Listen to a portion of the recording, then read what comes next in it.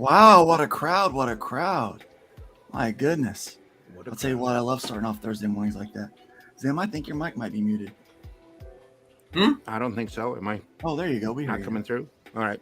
I got it pointed right at me, so. That's what she said. That's what she said. We're starting strong tonight, aren't we? I'm telling you what. Today. Yeah, come on, man. Good Oh, God. Okay, first off, whenever I get on a camera, it's tonight. And secondly, they doubled a dose of something I have to take. So now I'm like, woo! Okay. Coffee. I know. I'm not allowed caffeine anymore. It has been removed from Nick's me. going to be all like, Oh. Yeah. Speaking in tongues, man. We know what it Luke is. sent me a message with half of today's assignment and forgot to include the other half. Yeah, I forgot the other half. So the classic joke is, should have bought a Honda, but I bought a Mitsubishi. Yeah. There is no way on God's green earth that's coming out of my mouth. I'm not even going to try. Yeah, but that's the speaking in tongues sound. Well, I'm sure. Oh, yeah. I'm sure we're going to upset someone today. Emotional damage. I've had 2 people unfriend me last week.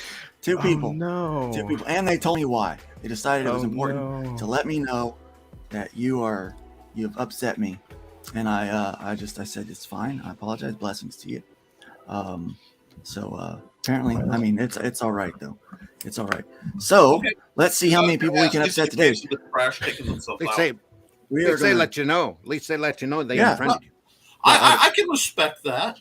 Yeah, and there's some people I'm friends with in person, but I can't have them on my stream Yeah, 24/7 either. We're going to talk about 3 things today. We are going to talk about our favorite obscure characters that we would like to see on the big screen.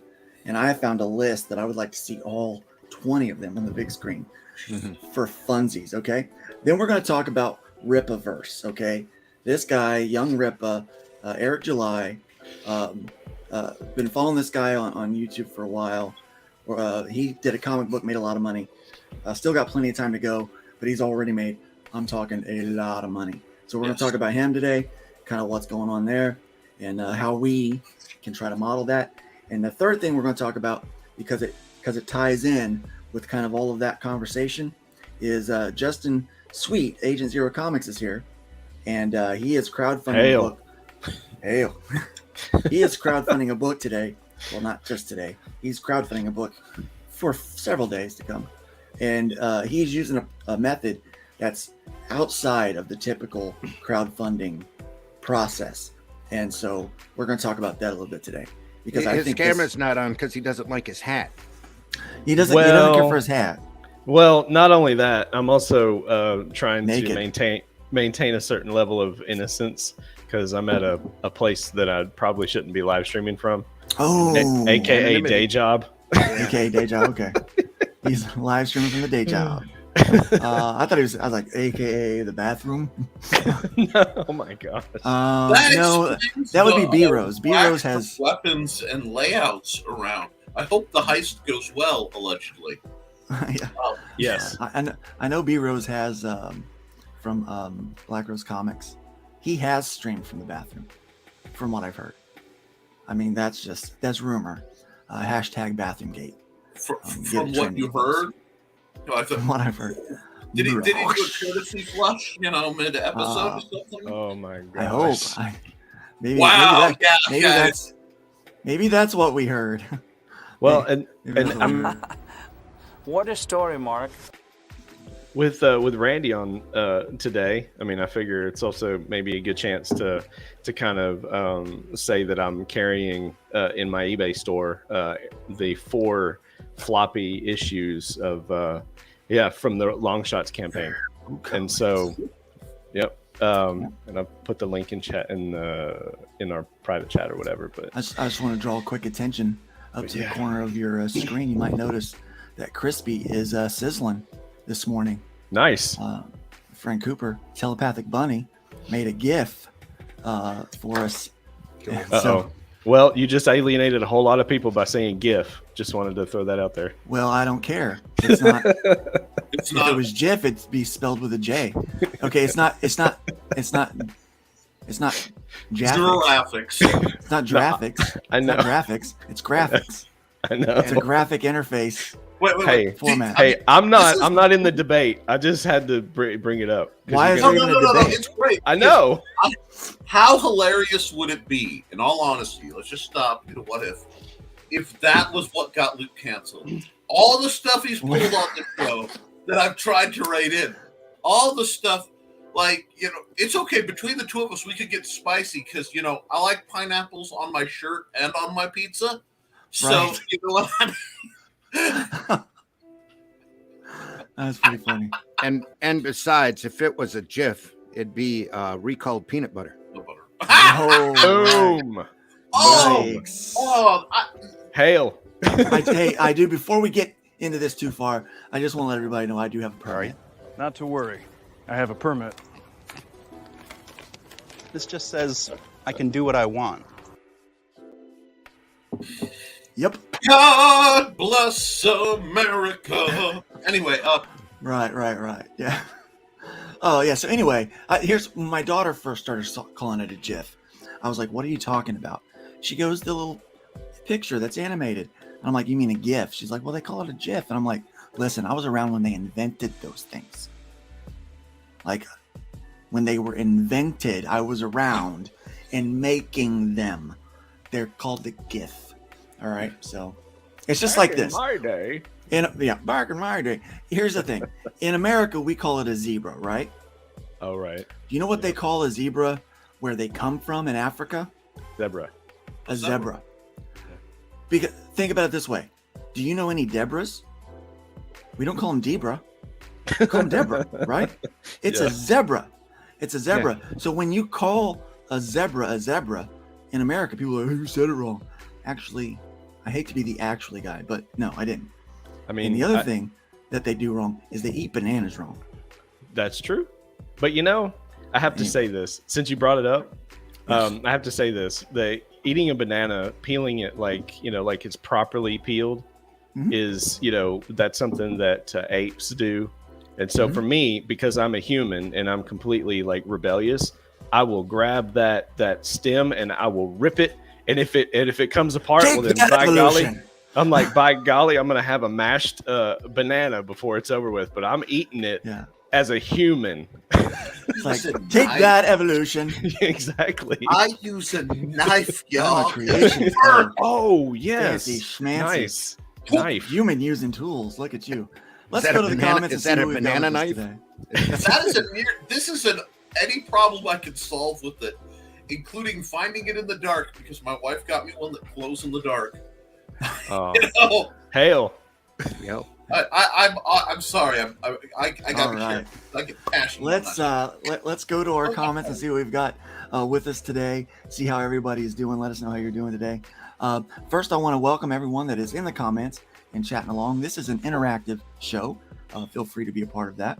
And I also want to welcome those that are in the back, just kind of watching and trolling, waiting for those couple moments. We're gonna give the lurkers something to sweat about for a second, and then we'll wind up taking it away. So don't worry about it. But we'll have a lot of fun with you anyway. All right, first in the door is Agent Zero, literally. I had to. Before we get into this, because once we get into the comments, we won't get out. I do need to do something for one of our own. Okay, sure. Mike Jimmy funded. I did? Oh. He funded. He has I think he has a day or two left. So I want a bacon wrap. God, every time I go to bring it, it comes out. The Radiant Shining. Oh, is that what it's called? This one? Shining Radiance. The Shining Radiance. I mean, we'll pull it up. Dyslexia. Grab the link. We'll pull it up. We'll bacon wrap this thing today. That's what she said. But I want to make sure that yes, that is. And best one ever. I also publicly want to say how proud I am of my wife, because last night she beat me playing Commander Magic the Gathering for the first time with the deck she built, and I am very proud of her. It's incredibly geeky. So but, you're playing 2-player Commander? Yeah. Well, because we got to field test the decks. Oh, okay. That's only because she doesn't have the black master card. Ooh. That I have an entire deck of, which is the ultimate. Is that a race thing? It's the ultimate blown out card, or you are totally screwed when that card is played. Your opponent is. Nice. Nice. That's nice. Harder than a Black Lotus. Nick knows that nobody caught my joke, and he's just happy. He's happy that just went. Oh, right just went right through. Look at him. Look at the look on his face. Look at that. That is the look of a man right there. That is so happy that it just went whoop and gone. Now the card says that's it. Game over. You lose. Yeah. You have been boned beyond a Black Lotus by the first, last, and only true spoof card. You lose instantly. Oh my gosh. There we are. That's too funny. You get on my clips. Available on eBay. I did the artwork for it. Agent Zero first to the door. Send me the link. I'm not even kidding. Yeah, send the link. I was told the other day that the cards are worth like $30 a hit, and I'm like, man, I got packs of these things. So. Well, there you go. There you go. It's like you've got like drugs over there. You'd be like something like Oxycontin out on the street. I'm like, I got the black MasterCard over here. Why am I not rich? Yeah. Check it out over here. Hey, y'all, I got the black MasterCard. I can just hear it right now. All right, second through the door, we've got Critical Blast. Giving us a nerd bacon. Thank you very much. Hojo's through the door. Comic. He said, I'm not going to say right behind you, because that's what she said. You guys talking back and forth the time, aren't you? All the time. We've got Aaron Jordan in the door. Hey, nerds, where's the bacon? Well, we're bringing the bacon. We're bringing the bacon, baby. My boy's right here. Facebook user says Stone is an amazing last name. Facebook user, I agree. For Yes. an amazing man. Yes. Yeah. It's like a superhero name, right? Luke Too Stone, bad. Bob Stone. Yeah. I had to throw that in there. Bob Stone. You know we're brothers, right? Like we're From related. another mother. We're cousin from another mother and another Boom. father. And Wait. another- Does that mean you're all members of the Stone clan? Because I just want to see a bunch of dudes named Stone like charging out Yes. across the field. Dude. Stone gonna Sweet. hashtag it. Instead of you know the band Stone Sour, we're Stone Yes! Sweet. Yeah, yeah, Oh, we're gonna I'm make it sorry. happen. We'll have to It's get happening. Clint. It's We'll have to going get down. Clint Stoker in too because he's sweet cast. You know, it's like Oh, yeah. so Stone Yep. Sweet, baby. Yeah, very, very good, very good. So if you're He's getting raw in the open. Hojo's getting raw in the open. Everybody, look out for that. whatever floats your boat, brother. We got Johnny Cage here. Nick, do the microphone thing again. Now, Johnny, for you and anyone else who asks, I can pull it on WNTF 95.5. Okay, there you Yeah, you go. can. I did the mic. There you go. Sup, Justin? Critical Blast. Justin getting the next million. Yeah, there you go. I Yeah, we're hope gonna so. get you that next million, hopefully. Well, yeah, with your for help, sure. Luke. Your help. Oh man, I'll Your tell you art. that it works out good for me if you make $1 million, man. I'm telling you, Your I art. make me feel like $1 million. Your vision, I really would. or my vision, your art, your direction. Let's go. Oh, and Let's Edgar make it happen. Tavitas on colors. Man, Boom. Edgar, I've been putting Edgar to work, man. He's Like, fire. I've been putting him on everything I've been doing lately. You know, he's been absolutely amazing. Absolutely amazing. We got Shelly Lepresti here today. Welcome, Shelly. We are praying for you hardcore. We know you've got your surgery coming up, and we're praying that comes through well and that you recover quickly. We know how difficult that can be. Well, we don't know because we're the wrong gender, but we understand. We are empathizing with you as best we can. Praying for you, sister. We've got Rion here this morning saying good morning. Rion is one of our channel members. We do have a few channel members. If you're on the Luke Stone Studios YouTube, you'll notice that membership or super chats or things like that. I'm going to try to get all the chats today, guys, but sometimes it's difficult. But if you have something you really want to say, the super chat guarantees it's going to get read on the screen, okay? And not only that, we absolutely appreciate the support because it helps us pour more resources into this show and many others that we're going to be doing. So it's super helpful. I'm sorry, I was scrolling ahead in the comments. Congrats to I Mike got Jimmy. close this time. The Radiant site is a great comic. I just can't say it. The blue, shiny, translucent site. The Radiant. Yes, there's a lot going on there. Radiant site. Yeah, there. Thank you, Johnny. Thank you, Johnny, for that. That's why Johnny has a wrench on Black my MasterCard. People are really liking that. Oh yeah. Shelly's caught up. Good. Okay. No problem. You are welcome. You are welcome. Not what I meant. Check if the right mic is on. Yeah, it's on. It got louder when he pulled that mic up to his face. Okay. No, I actually did check that going in, and it wasn't because I have the Johnny Cage note told me. The details. It's all in the details. All right. Okay, so we're caught up with the chat. Guys, feel free to jump in anytime and let us know what you are thinking and what is going on with you. First thing I want to talk about, obscure characters. Yes. I think we're seeing a lot of characters being put on the big screen. And we got a super chat. Thank you, Shelly. Really, really appreciate it. Thank you for the prayers. Ready to kick breast cancer's butt. Yes. And we're all rooting for you. We are not just in the stands. We're on your sidelines. We are your cheerleaders. We believe in you. We believe that you can do this, and we're praying for you and Aaron both through this time. I know it's tumultuous with fulfillment. You guys have a huge fulfillment to do, which congratulations on the success of that book. Yes. And but you guys are just reaching out to everybody else and caring on everybody else, and it's just amazing. You're showing us what Christians in comics should be, and I really appreciate you for that. Thank you. And so we've got a lot of characters these days, and some of them aren't obscure. I think a lot of people aren't as familiar with them. Like we got Miss Marvel. She's a pretty common character, but one that really comes to mind is Peacemaker. So Peacemaker was in this, was in the new Suicide Squad. Suicide Squad, and wound up getting his own series. Yeah. Polka Dot Man was in that as well. Mm-hmm. And so I started thinking about some of these odd characters. And I remember back in the day, I was looking through open source characters, something I could write a story about, and kind of revive some old character from the past. And there's this one called Black Ace.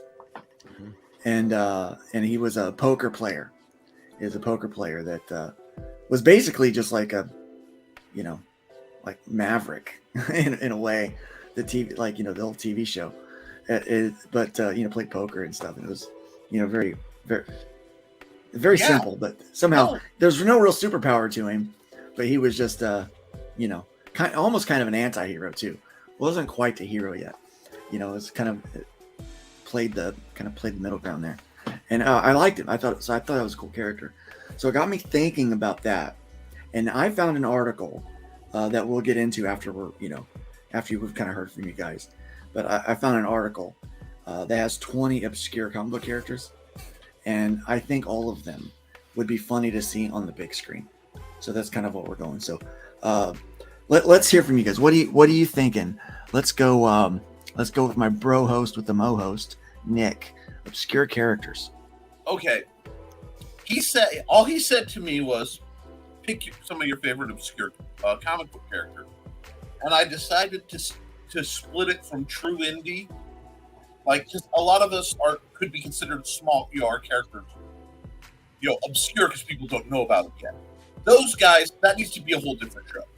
Because that needs to be a whole different show where we talk about indie titles that need to be shows. I'm looking at titles. You knew I was going to say it.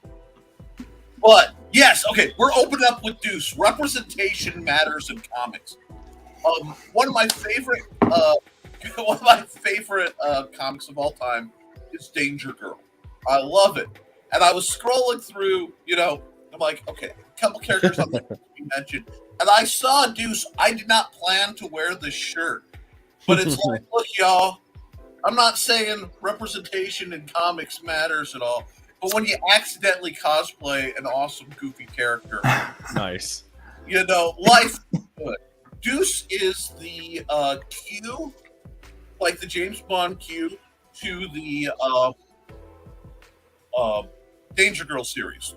He's always hooking them up with crazy gadgets and stuff. Like, that's a pineapple phone. Yeah, he made a pineapple phone because it fits. He's always chilling somewhere tropical with his assistant, who happens to be incredibly attractive. You can't have that. Well, today. if you got to have an assistant. Yeah, right. And it's just fun, and I loved it. I was scrolling through it. I did not expect them to have the picture. I don't know why I resonate with this guy. I don't know why at all. But it was just, come on, doesn't it look like they drew Nick? It does. It's scary. It is so scary because I'm like, oh, good. I can add another character to people I can cosplay. I can now be anything Saul Rubinek has played. Usually, Artie from Warehouse 13. I'm confident being Fat Giles, and now Fat Giles. I know what I'm about. Short Fat Giles, and definitely Duncan. And then I could go to a con and be comfortable, and no one would notice. And really, if you looked back, I'd go about 2010, Nick, because that's after I met my wife and she fed me. Because you were thinner before that. I was much thinner. I'm now twice the man I used to be. But nice. Yeah, I know what I'm about. I have no shame in the matter. I was 150 pounds when I got married. So you can do the math, and I'd like to get down to it. But, great fun. And the thing about Danger Girl is, one, it has one of the funniest characters that Luke and I both love, being Kid Dynamo. Kid Dynamo. You love Kid Dynamo. Kid Dynamo is one of the best villains of all time. I don't care what anybody says. He's hilarious. And I love dumb villains. We created a dumb villain last week. Yes. Catapult. Yeah, Catapult. Yes. Yeah. to go with Wait. to go with Hot Flash. Yeah. Hot Flash. I still, dude, just bang out a one-page sketch. Please don't make me do it. I mean, I might I'll do do it. I'll take care of You it. know, it would probably. I got to do some warm up today. I'm doing I'm doing private art classes now. So if You know people what? like if they want their kids to like learn some art, I've got actually somebody that wants to their kids into art. They don't really know where they're wanting to go with it yet. Yeah. So they want to learn a few different mediums, and they want their kid to see how you can monetize art and make it a living. And so 4 lessons. I'm teaching this kid different stuff. We're doing comic book stuff first, and then we'll do painting and sculpting and all that kind of stuff. I never did good at monetizing my art. But Luke, you do the live draws. I do, Right. yeah. What a great way to do a class on laying out a simple comic, and that way you don't have to use any IP of any deep thought or that you care about. And Nothing I care about. I like how you put that. Nothing you care about. It's just that use Catapult and Hot Flash as this is how you lay out goofy characters. Yeah. And then lay out like a 1 page of the epic battle. This is how you letter. This is how you don't do the Marvel thing and cover an entire page with things. Text. Oh my gosh. You know? I know how Randy feels. It's sad that that's now referred to as a Marvel thing. Right. I'm sorry. It didn't used to be. I mean, that used to be unheard of. It's just the way it is. I mean, I can't remember what issue it was, but it was like Magneto was talking to his daughter, I think, and it was actually powerfully written, but it was done in just like he's pictured down in the corner, mm-hmm. and it's a white background, and it's 15 chained, Yeah. A Word string balloons. of, yeah. You know what I'm talking it's about? prose. Yeah. It's prose is what it is. And I have no problem, but they could have done that. If you're going to do something that's that long, condense it into like a letter and draw, because it really was a great speech, and have her find it. And if you have to, and there's no way around that much prose, make it a single block as a letter that he wrote her or something that was in a journal. You can alter it. That way, at least it doesn't feel like you're wasting an entire page with font that's so small you can't read. Justin and I's friend Brotep is doing this thing where he has like CG artists redo things, in a better way. That personally, the way I would have done that is I would have stuck a half sheet, like Magneto to the side talking, and then just wrote that out in prose on the side, and then at the end maybe like had her face I can responding. That's how I would have laid that out. But I don't work for Marvel or DC. I'm just an indie guy. But seriously, I think I'm seeing a lot of indie guys make better choices when it comes to these layouts and how to. The thing is, though, is that was a Marvel editor thinking that they were being edgy. Yeah. And allowing that to happen. Oh, that's cool. And I mean, it did work because we still talk about it. Not in the way that they intended it. At this point, I don't think they care. I think you're dead on there. Yeah, I don't think it's all about getting. So sometimes I'll see something that's so horrendous in a comic, I stop talking. I refuse to talk about it. But really, it just comes down to money. Yes. I don't know if they wanted money or they wanted something more sexual. I swear. They want both. It's too much. All right. But Justin's commentary there just cracked me up. He goes, "It's too much." Yeah. All right. It was that all right at the end. All right. all right. Yeah, there we go. Now there is one more and these are all support characters. Danger Girl should be made. The whole, just make it a series, make it an animated series, make it a live action movie. I don't care. It's a fun, awesome IP that reminds me of the action shows of the 90s, where you But yes, Agent Zero. Yes, sing my praises. Sing my praises. I am about to say something incredibly spicy. This Ooh, you want spicy. to talk cancelable moment. Right now, Cody McPhee, wherever he is, he's going to spin around and stare angrily at his computer. Ready to clip in 3, 2, 1. Agent Zero is a better version of Snake Eyes. Boom. Yes. Mic drop. And can I say this real quick before you go on? Yes, please. The choice of Agent Zero for me was complete coincidence. Complete coincidence. So I didn't know anything about this other Agent Zero until you brought it up the very first time I entered the chat for Nerd Bacon when you called it out, Nick. So I want to clear the air. So all you clippers or EFAPers, whatever, yeah. But they're just gonna edit that part out, I guess. Yeah. Well, here's I the like it. problem. Here's the problem. And You're appropriating. This is fake news. Yeah. We know you posed for that shot, Agent Zero. We know. Yeah, that's true. You were the reference art for that very shot, and that's why there's a mask. Mind. That's why there's a mask. They couldn't. They never could get my nose right. So that mask. I mean, I've seen you, brother. We know you lift. Don't lie. Yeah, soda pop. So I saw beers. In the machines. But my nephew, when I went home to visit my family, my nephew, he lifts, right? Like he works out and he's big. He's taller than I am now, and he's got muscles. And they kind of mess with me because I lost a lot of weight and I'm kind of a lot weaker than I used to be because of the whole COVID thing. I'm coming back, baby. I'm getting there. But he was kind of messing with me, and he walks up. He's in these shorts, and I said, "Man, you're looking good. Too bad you missed leg day." And he goes, "I do legs on Monday." I said, "Maybe you should try Monday and Tuesday." Nice. Nice. I just had to razz my nephew. I mean, that's how it is. You gotta razz people. Like I said, representation in comics is important. That's why we've got Agent Zero properly represented in a board. I asked this question and I never got a good answer, partially because Twitter glitched out. Do you consider publishers like Image and Top Cow to be mainstream or not? Because I'm trying to figure out where the mainstream line is.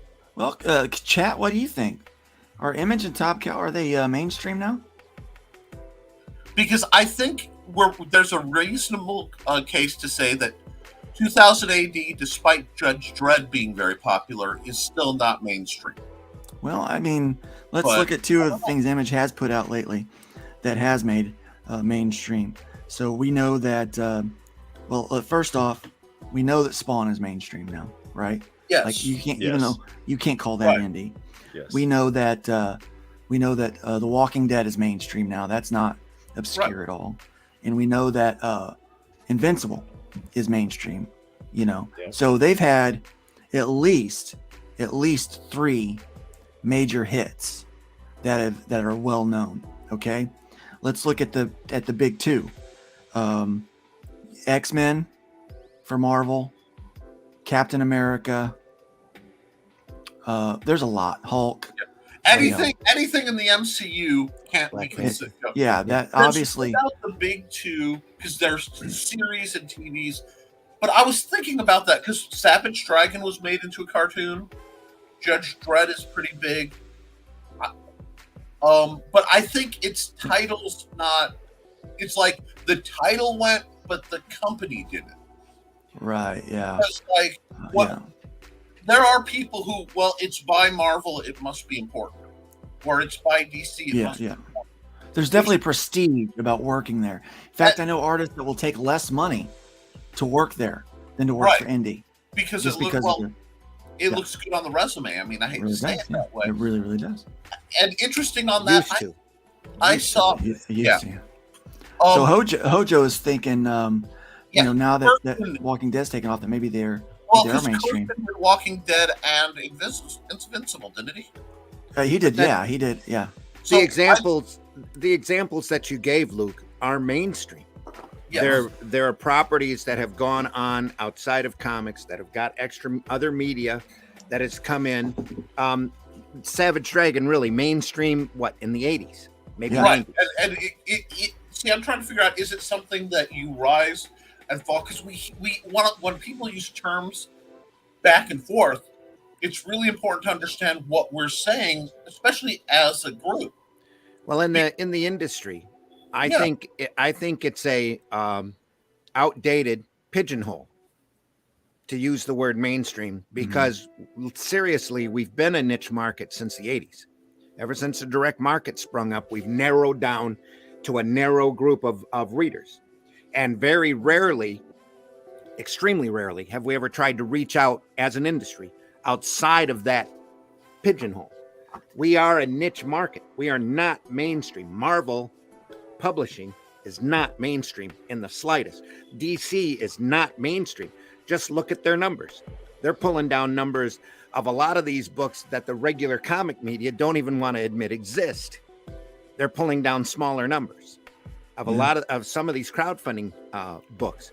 They are no longer mainstream. They try to be mainstream when they break out, and they're owned by larger corporations who are trying to take these brands outside of the niche market and make them mainstream. That's where you go. If you're factoring Marvel IP, and what I look at it is, how well known is the IP? That for me is one of the big gaps between mainstream. Is it ubiquitous? Well, I would consider mainstream to be like a household word or a household term. Household name. And Marvel then is a household word. Yeah, Marvel Publishing, I don't think is. I think it's hard to separate the two. Marvel Studios, no, not really. Wow. Well, for most people, for the average person, not for us. It's easy for us, but for the average person who's not a comic book nerd like us. Yep. Okay. All I have to do is walk into a bookstore and realize that's not the Iron Man, Captain America, or Thor that they went in to read up until the latest Thor movie. Exactly. To realize that it's not mainstream. But Randy, most of them aren't even going to do that.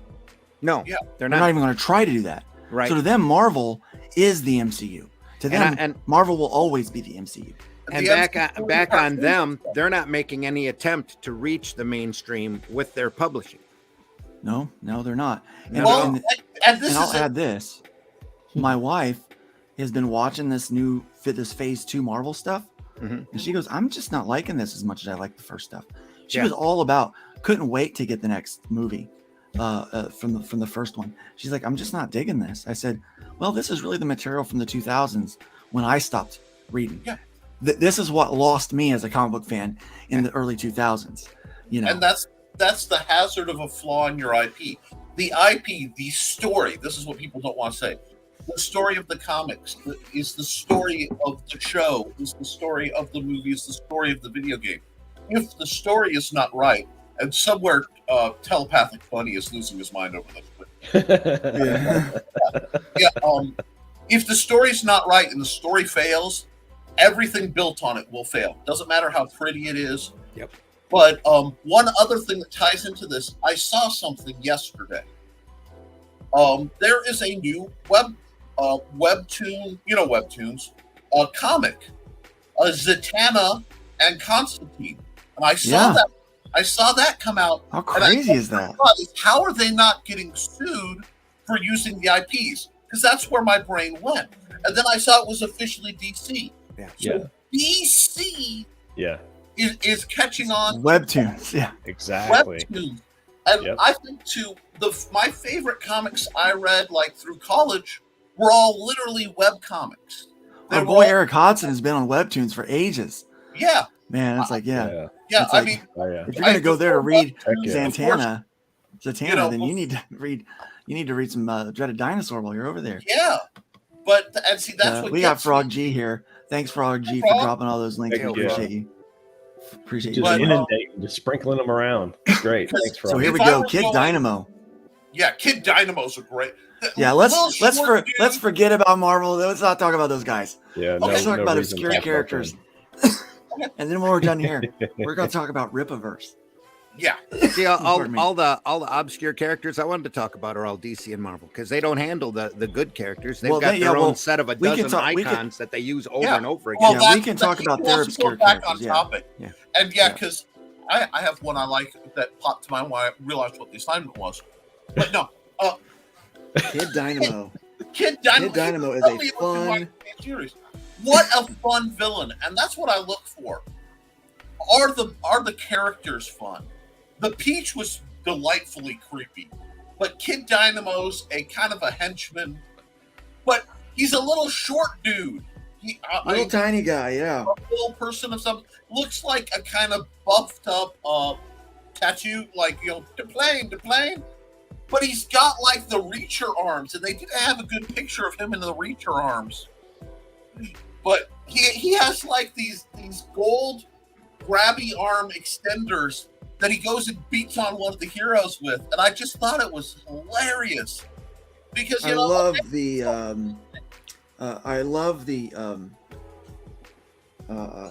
art that they did, the facial expressions. Oh yeah, so expressive. I mean, they're so good in this that's comic. J. Scott Campbell, and he's he really is one of the comic book artists who just brought me. He is back. he is tops. I mean, like, if you have somebody to aspire to, he's way up there in my list. Here you smile. Yeah. Johnny Cage says Wayne Family Adventures has been on Webtoons for a while, and it's the best Bat book going on.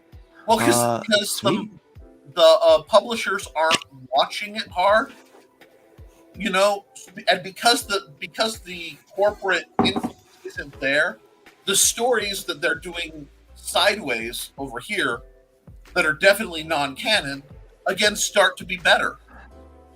Never interrupt the Nerdsburg. Thanks, Past Master Dan. Good to have you here today. Welcome to the Bacon Nation. The Baconeers, Bacon Nation. Yes. Just a quick reminder to all those who are watching, be sure to check out the Raging 2 Network. We're broadcasting there as well as my YouTube channel today and a few other places. And so you can check that out. They've got a lot of great content going on all through the week. Make sure to check them out. Great network, including Zimcast. We got Zimcast here tonight, and I know we'll probably be announcing even more shows being added to that network soon. And if you are watching from the Luke Stone Studios YouTube channel, consider channel membership. You can get extra icons and extra content, all kinds of stuff. So, yep. Well, and I can attest to the discount for Gemini, the Gemini mailers, Gemini Comic Supplies. What is that? Raging? What's the? Here, let me. Raging 2. Yeah. Let me throw that up Raging here 2. real quick. Throw that card up there. Throw the card up. Card, where you at? Card. Here you are. Card. There you are, right there. And this day and age, save 5% on the next Gemini mailer order. Raging Believe 2. It adds up, especially when you got to make that big order for bags, boards, and boxes. Yes, yeah. And there's the card for the Raging 2 Network. Man, got a lot of stuff going on. Lots of stuff going on over there. Be sure to check that out. Very exciting stuff. So, all right. Well, let's Randy. What's some of your obscure characters here? Obscure characters, obscure series. It amazes me that Phantom Stranger hasn't gotten a lot more coverage. Ooh, Phantom Stranger. Let me look this up. You have to go back to the Jim Aparo days to truly appreciate that character, but there are some phenomenal stories there. It's a guy that just pops in and can alter whatever. He could be literally the Rod Serling of the DC universe. What'd you say his name was? Phantom Stranger.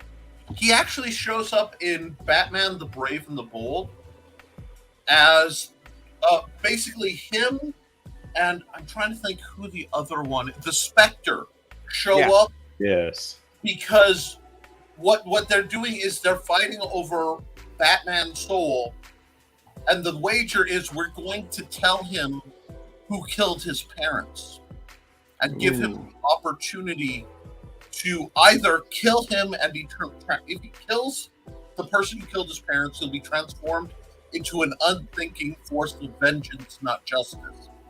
Well, he was in one season of Swamp Thing as an old Yes. man. Yes. So, And this other is than that, he's been animated, but he's never really had a movie. And he's such a great, I powerful agree. character. I'm throwing him out there in ways people can, like, when they get off here, sometimes getting a whole comic, to Yeah. read online is a little challenging.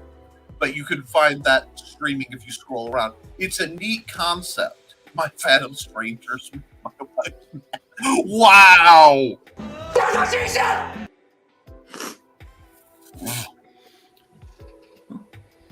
Yeah, Rob Zombie wrote a song about him. So yeah. Ronald Webwire's here. Pastor Ronald. Hi, how are you doing today? He's our one of my good friends from Uganda. It's a church we partner with over there called Live Again Ministries. He's gonna be sharing a link in the comments about Live Again Ministries. Maybe you can check that out. Consider supporting that ministry if you could. They're doing a lot of great work over there in Bugari, Uganda. See, that's the kind of thing I respect. You know what I mean? Yeah. A little off That's what we're here topic, for. but when That's I what we're here for. hear a church that's out, not just doing, spreading the word, but they're doing service to places that need it. I respect that. This is a cool character. Yes. What else you got? What else you got, bub? Well, we mentioned Zatanna earlier. She's kind of a favorite Yes. of mine. Yeah, Great. she's not so obscure these Not, days, though. not used to. Yeah, she's not really that obscure. She's She's- gotten a lot of exposure in Young Justice. She was in Smallville Yeah. And it's in, in a few episodes. the Justice League Dark movies were amazing. Yeah, that too. Yeah. DC's doing amazing animated work, and I that one I won't go far. Where Marvel exceeds in the MCU, Oh! DC exceeds in their animation. Yeah, Just about every cartoon, feature. every animated feature they do is worth watching. All right, so Yeah. I gotta say this: Ursa Major actually made it It's amazing. to the big screen. Yes, he He did. did, but he got punked. Yeah, Yes. Oh boy, got punked. He was in Black Widow, which, by the way, was a friggin' killer movie. I just watched it the a other lot day. better than people say. Yeah. I mean, totally underrated. Yep. One See, of my I favorite think- movies. I think Period. Disney did that deliberately. I think this is a little conspiracy. I think they did that because they didn't want to keep paying Scarlett Johansson the kind of money she's worth.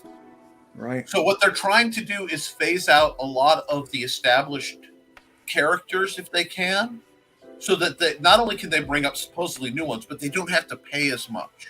I'm gonna put it this way: there was so much good acting in that movie, from Scarlett, from the gal that plays her sister, Yeah. from the dude that plays Hop in Stranger Things. Yeah. Yes. I'm telling you, I absolutely loved the Red Guardian in that. Like Yes. he's like, he goes, he's not really my nemesis. We're more like contemporaries. Like, Yes. did Captain America mention me? Though? Well, I love that. Like that. And Like And there's always been a really cool Iron Man movie, and maybe they'll get to this in Armor Wars on Disney streaming around Crimson Dynamo. Yes. And that's a great design that's way underused. Right. Yeah. And I Well, they loved did it when wrong by Whiplash. there was. I mean, there Yeah. was this. Wrong They by did. Whiplash. There was this little Easter egg in there where the daughter, you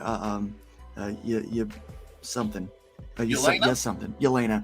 Where Yelena is talking to him and calls him the Crimson Dynamo. And so I start laughing. He goes, "It's the Red Guardian." Yeah. But There's also another character in those Soviet soldiers that they've never used yet, and that's Dark Star, who is really a great character. Dark Star's Wow. a great character. Dark though. Star. Yeah.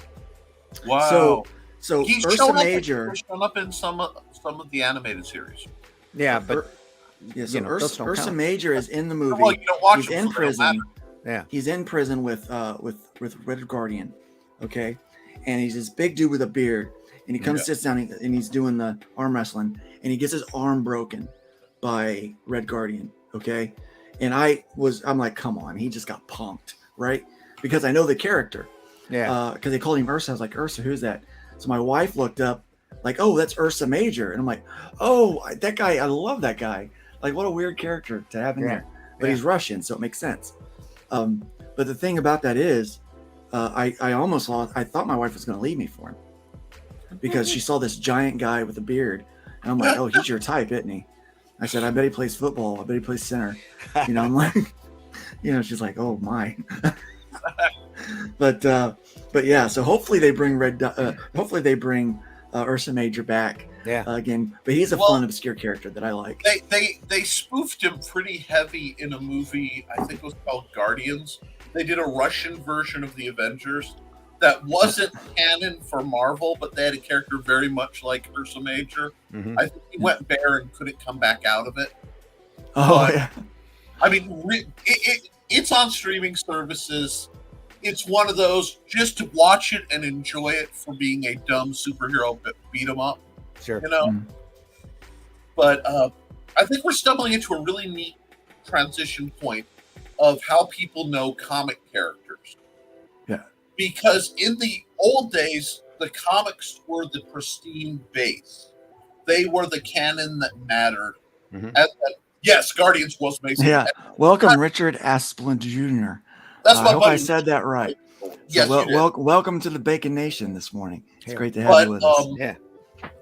you know, for I think Luke and my generation and back, mostly people's first exposure to superheroes were through the comic books. Mhm. But because so many comic books got pulled out of, you know, many main places, like Walmart stopped carrying a lot of them, and you know, a lot of the other places stopped carrying them. We got rid of most of our bookstores, and comic book shops have been dropping like flies for decades. People aren't exposed to the IP initially, so where people are learning like X-Men really comes from watching like the 90s X-Men comic. Mhm. 90s X-Men animated series, and then they go back to the comic. Yeah, I'm here for this. I'm here for Skate Man. Yeah. He looks like Iron Fist, but from Miami. Yes. And I- Yeah. Iron Fist, but from Miami. I like that. Yeah. You know? Welcome, Elon, this morning. It's good to have you. What's skating bacon? Elon Yeah. Mudd. Hi, Elon Elon. Mudd. What a I'm great guy, sorry. man. I appreciate Just for you. a second before your name put up, what? You thought it was Okay. Elon Musk? Yeah.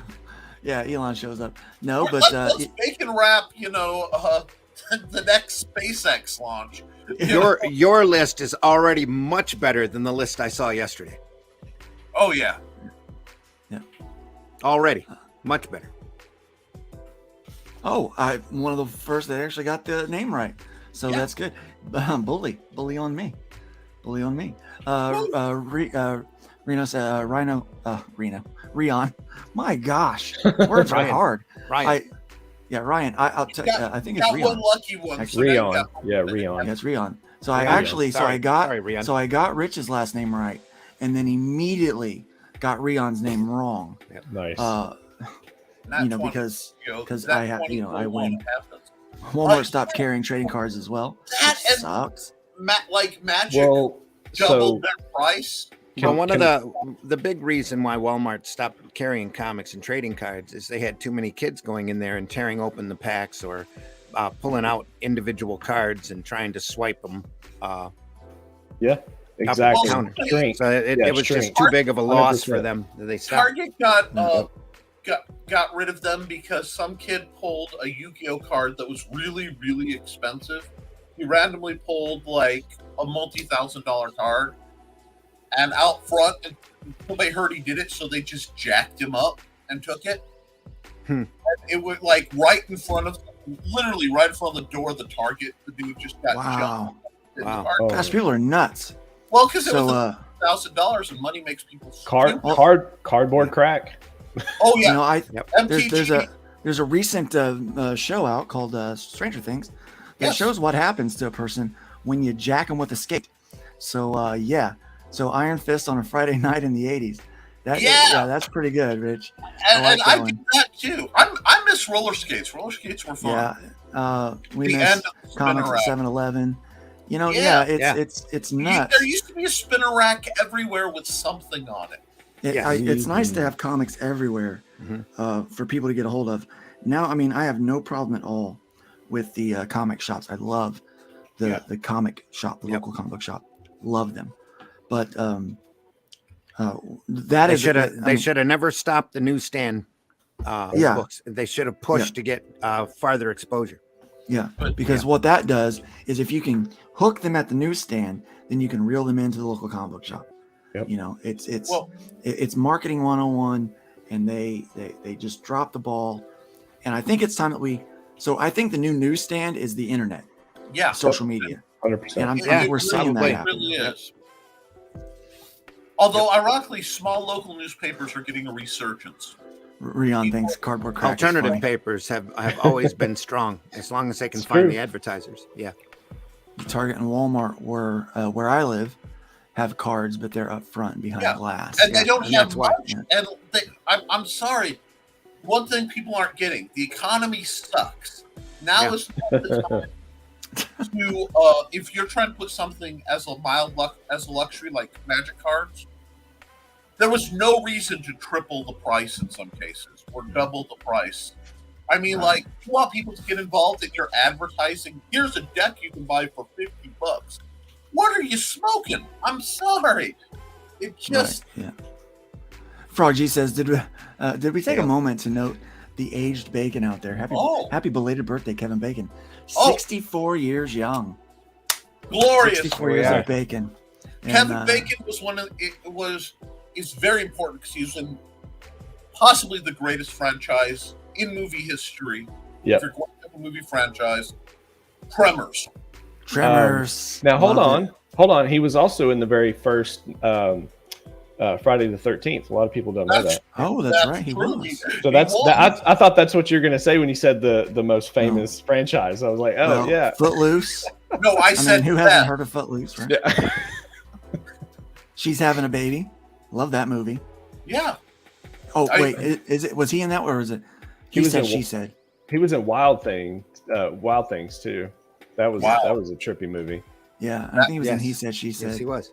Yeah, he's been in a lot of great Took a movies, minute, right? but yeah. Yeah. Now I'm mentioning romantic comedies for all the ladies out there, and and all of the No, all of the you soft women boys. like comic books. and all of the soft And they boys. like good comic books, not They necessarily. do, yeah, they do. comic Speaking of a books. good comic book, Frog G's got one he's working on called "Cursed by a Voodoo Priestess." Jeremiah must undertake a quest by death itself to kill a god to restore his humanity and save the woman he loves. There you go. Speaking of a romance, now this doesn't sound like romantic comedy, but hopefully we can make Frog G be laughing all the way to the bank. Ha. Hell. See what I did there? Huh. Boom. All right, I guess I'm laughing by myself. Screw you guys. Whoa. Bacon makes everything better. It was funny. I just being a parent. Sorry. X-Men First Class, yes. And I'm being a worker. So Skate Man, are we talking about Ethan stealing the idea and making him a frog? I don't know, man. When I think of Skate Man now, thanks to Luke, I think of Bone. Like it now, anytime I think of a skateboard and superheroes, like boom, Yeah, we got Bone. Bone Yep. is the new awesome in that category. Maybe we'll move Bone from a skateboard to skates. No. in the next arc. No. Skates are not cool. Now, Neither are inline. Neither are inline rollerblades. Not. Oh my I'll gosh, be those are so board, lame. though. Seriously, somebody needs to give Bone a sturdier board if he's going to keep beating people with it. Yeah, well, he breaks them a lot. That's why the pattern on the bottom always changes. That's Okay, cool. so that makes it Love fun it. for you as an artist to be like, Yeah, swap yeah. out. Love it. Yeah, so Love people are like, oh, the board changes every other panel. Yeah, because he broke one, he had to have a new one.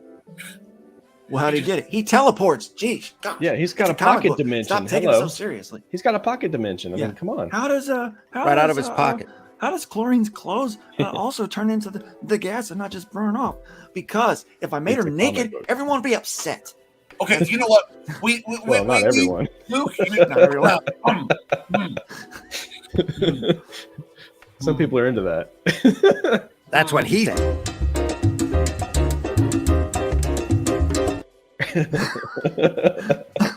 Absolutely. you need to get Oh man. Luke of the beginning of Mystery Science Theater 3000, where they say if you worry about how they breathe and eat and other science facts, you should remember it's just a TV show and you really should relax. You know, Exactly. You know, I'm gonna because start putting that disclaimer on everything. yeah, because that's the truth. you have to have some. I love, like, you're fine with nearly indestructible angry lightning man. You're fine. Demon Yes. scientist, Trash man for the win. right? But Bones skateboard changing is what breaks you. Really? That's Right, yeah. Imagine. Never mind, yeah. Never mind that they're fighting a demon. Never mind. Yeah. You know.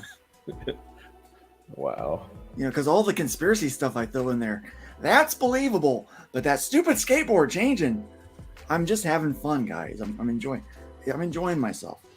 You're lucky their costumes don't change every panel.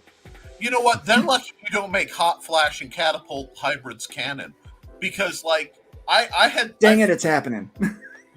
Luke, remember I sent you the note, I think, but it may have been we just lost 5 viewers. I ticked them off.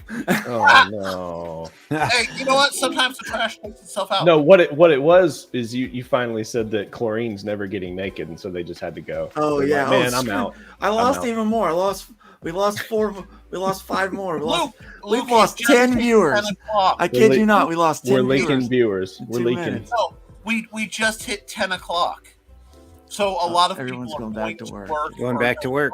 They're going back to work. They're going back to work. That's 9 o'clock. Actions have consequences. When you oppress people, they rise up in a fiery anger.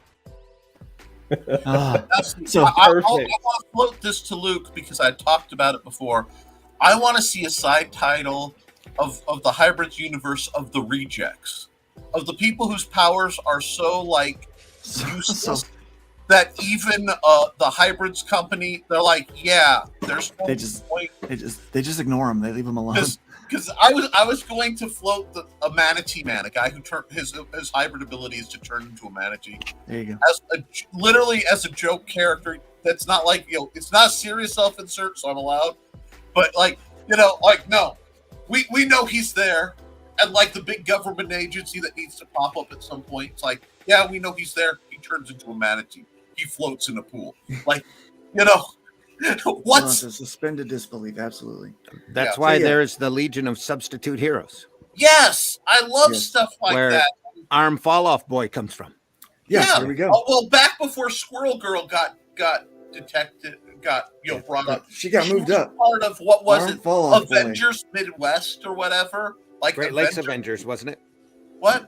Great Lakes Avengers? Great Lakes Avengers. Yeah. Let's see this warty armed wonder make it to. I love to the this big guy. screen. They had to stop Great Lakes Avengers because one of them had the power to throw up. Yeah. She's So a here's bulimic one of the girl or Captain something Marvels. like that. Yeah, the old split Captain Marvel. Yep. Yeah. That was the Captain Marvel between the Marvel and the DC, the Fawcett DC and the Marvel Captain Marvel. Yeah. Yep. This made making an action figure really easy. Absolutely. Just broke the thing and stuck it in there. Yep. In the back. Lots of little magnets that you can swallow. Ultra the multi-alien. A DC title. Yeah, well, tell me that's not DC going, we need a Super Scroll. Because a lot of times you can see like the bootleg version of whatever the other one did. Yeah. And for whatever reason, you never hear about him anymore. But this would be a cool character to see on the big screen, I think. I don't think they'd be able to do that right. So Elon is working on a comic right now, and he has the Social Justice League. There you are. Oh. Yeah. Oh my gosh, take my money now. Just take my money. Cool. Social Justice League. Past Master Dan says Metamorpho. Another great has character. Popped up in a few animated series recently. Yeah. Because what DC's doing is they're using a couple of their sideways Batman titles like The Batman and Brave and Bold to make sure that they refresh the use of some of these characters so they don't fall into the trap that Disney has fallen into with Steamboat Willie. There was a absolutely amazing Batman series out there. I believe Edge did the theme music for that. Yes. That had Metamorpho in it. That's just phenomenal. They went through all of the old Batman books and dug up all the really good, obscure, just super weird characters and Is brought them out. is that the one with Professor Pig? It's got the animal creatures in it, fox Yep. and crow, and yeah, Yes, pig. yes. Pig. It's got the pig man in it. Yeah. They had Professor Pig. Professor they Pig. did Magpie, and Magpie. Here, wait. Here's another spicy take, folks. Magpie was a better Harley Quinn. Oh, yeah. Ooh, Yeah, yeah. Spicy take. Rich says that there's a goofy web series called League of Super Redundant Heroes Yeah. that are just super goofy and fun. And another fun goof on superheroes is Herbie the Fat Control Fury. Alt Delete. Control Alt Delete. Yeah. Yeah. Keith Griffin did a couple of really great Legion of Substitute Heroes specials that are just Alright. incredibly funny, really good. So so Holy crap! I remember Fat the Fury. Yeah. So here's the deal, Fat Fury. When I saw Fat Fury, I was like, "Is that Cecil?" That's pretty much what Cecil is now. Yeah. Yeah, it is. But He's instead got of a saying Fat plunger Fury, on it his just says- head, and yeah. he gets his superpowers from suckers. right. How can you go Fat wrong? Fury. Let's How get can you this go guy. Wait. You Talk mean about comics representation. can be fun Herbie. and Herbie the absurd? Fat Fury. But you know they can't do this now because this would be body shaming, right? Someone would come out and be angry about this. I think. Probably. Just But like I'm little okay. Little Lotta. Little Lotta, Oh, amazing God. character. Okay You with it. can't have I'm still okay with it. everything in Little Lotta get. Well, Harvey Comics is amazing. The most non-PC comic book company ever. You know, if you go back and Archie's- take a look at what they did, just amazing. Oh yeah. Archie's Super Super Teens. Teen. Yeah. Now I expect that the WB will wind up doing this with the Archie, with the Riverdale. No, they Rick But it would be Riverdale's fun to see. canceled. They're going to run out of ideas. Well, I mean, And they this is what's canceled gonna the happen. show, so yeah. Yeah. definitely want to see Jughead Welcome, become Captain welcome, Hamburger. Nefarious. Yeah. Neff is in the house. Hail, Neff. Nice to see Yeah. you, buddy. The only tragedy I see in this is I don't see Veronica, and I'm really here for a Baroness grade evil Veronica. Ooh, Veronica. I did a poll on Twitter of who's hotter, Baroness or Scarlet, and it broke 50-50 perfectly. So, Wow. 50% were wrong. Super hit. Super hit. This looks like this looks like an American version of Austin Powers. Bob Hope. Yeah. He looks like what was it, Mad Mod? Yeah. I'm betting. But yeah, I love guys whose superpower is they're just groovy, man. This is Sure. the Adventures of Bob Hope. Yeah. Bob Hope had a comic book, man. Yes, he I'll did. tell you, that's some levels of Wow. stardom. And it was a they're code making- approved comic book too, right up there with Jerry Wow. Lewis. Yeah. Nice. How about Kid Eternity? Another great character that they just mowed over in recent years. Just the old stories on that are phenomenal and incredibly well drawn. Yeah. This looks amazing, right? Yeah. This needs to be something on the big screen. It's a kid who could call up anybody that was dead for advice. That's Dude. that's a Dean Koontz character, kinda. Yeah. The Old Odd Thomas. golden age character. Yeah, Odd didn't- Thomas. didn't He look doesn't anything really- like that until Yeah. Vertigo got their Nice. hands on it. Yeah. Nice. Bell's Dracula. Dell also did a superhero Frankenstein. That's just, if you like oddball, crazy characters, both of those are amazing. Wait, And this is a much better drawing of Dracula than what ended up in the comic books. I don't know where that came from, but good on them. okay. Marvel had a Frankenstein that ran with Werewolf by Night. Yes, What was his name? Frankenstein. Was it? Yeah. I thought they'd spun it around funny. He was great. I mean, with I'm putting the link to this article in the comments so that people can, This is can the go one back to it and and read all the facts about these characters. one and only Forbush man. His main title was not Brand Eck. He was the parody mascot for Marvel for many years. The Squirrel Girl of his day, only with no superpowers. And he dabs, man. Well, there he's dabbing. Here we go. Funny man. Funny Like man, a Joker. A great Simon and Schuster character. wow. Wow, What a callback too. Look at this art style. Yeah. This is a great Fought crime with practical joke weapons. Yeah. This is a great neglected art style. I haven't seen stuff like this, and I mean it. I think it's genuinely cool. I Look would at the love- tone in the arms. I mean, this is quality. This is quality art. Well, I would. That looks like something that Jack Davis would do. Who's the artist on that? Can you see? There's I a can't signature down tell. there between the villain's legs. It looks like, or is that No, just? Oh, that's no, that's just a building just a brick. window. That's Oh a yeah, brick. building window. Okay. Yeah. So, And see, I love that style of background. If you're going to do a minimalist background, I lost the painter's name, and I hate it because the American painter who did like the cop with looking at the runaway kid in the ice cream shop. He did all the. Oh, you're thinking of Norman Rockwell. Norman Rockwell. I Yes. couldn't find his name. Okay. But this almost looks like Norman Rockwell did a parody comic. You know what I'm saying? And I love it. This Look looks at like this. Jack Davis to me, who went through and drew a number of EC comics back in the day, worked for Mad for many, many years, and did a number of very iconic movie posters like Animal House. Nice. Yeah, this guy's got great. Just a great style, just a great look. style, Even if yeah. it's not Jack, look at that brushwork on that, especially that arm, like you were saying, Yeah. and the hand. Just phenomenal work. Great hatching. Man, could you imagine taking these inks? Black work. Look at the shading. Yeah. And even with those muted colors work so well. I would like to see someone take these inks, like Yeah. somehow like trace the inks, right, and then recolor this thing in our modern coloring, and see how good they can make it. Because this, I think, would stand up against anything. That art is that's not like, well, back in the day. That's high quality. High quality. Well, you had some truly high quality artists in the golden age that nobody talks about anymore, like Lee Elias, and just amazing. Black Condor, another great character. Yeah.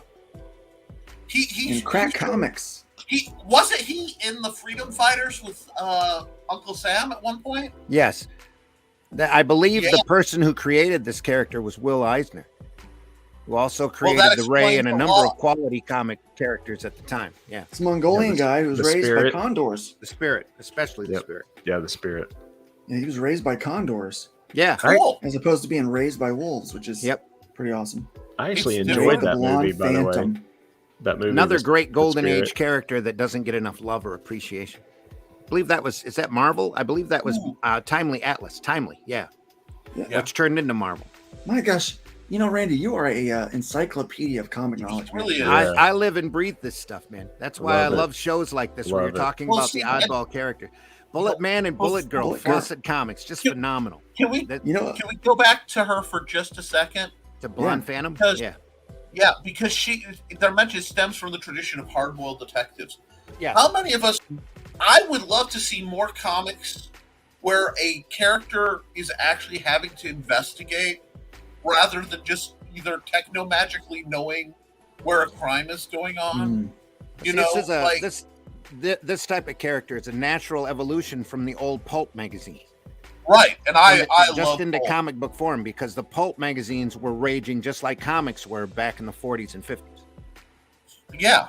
And I love the pulp, the noir. That's why I love Constantine. It's not that he's a mage, because I love that, but he's actually a pulp detective, and people lose track of that.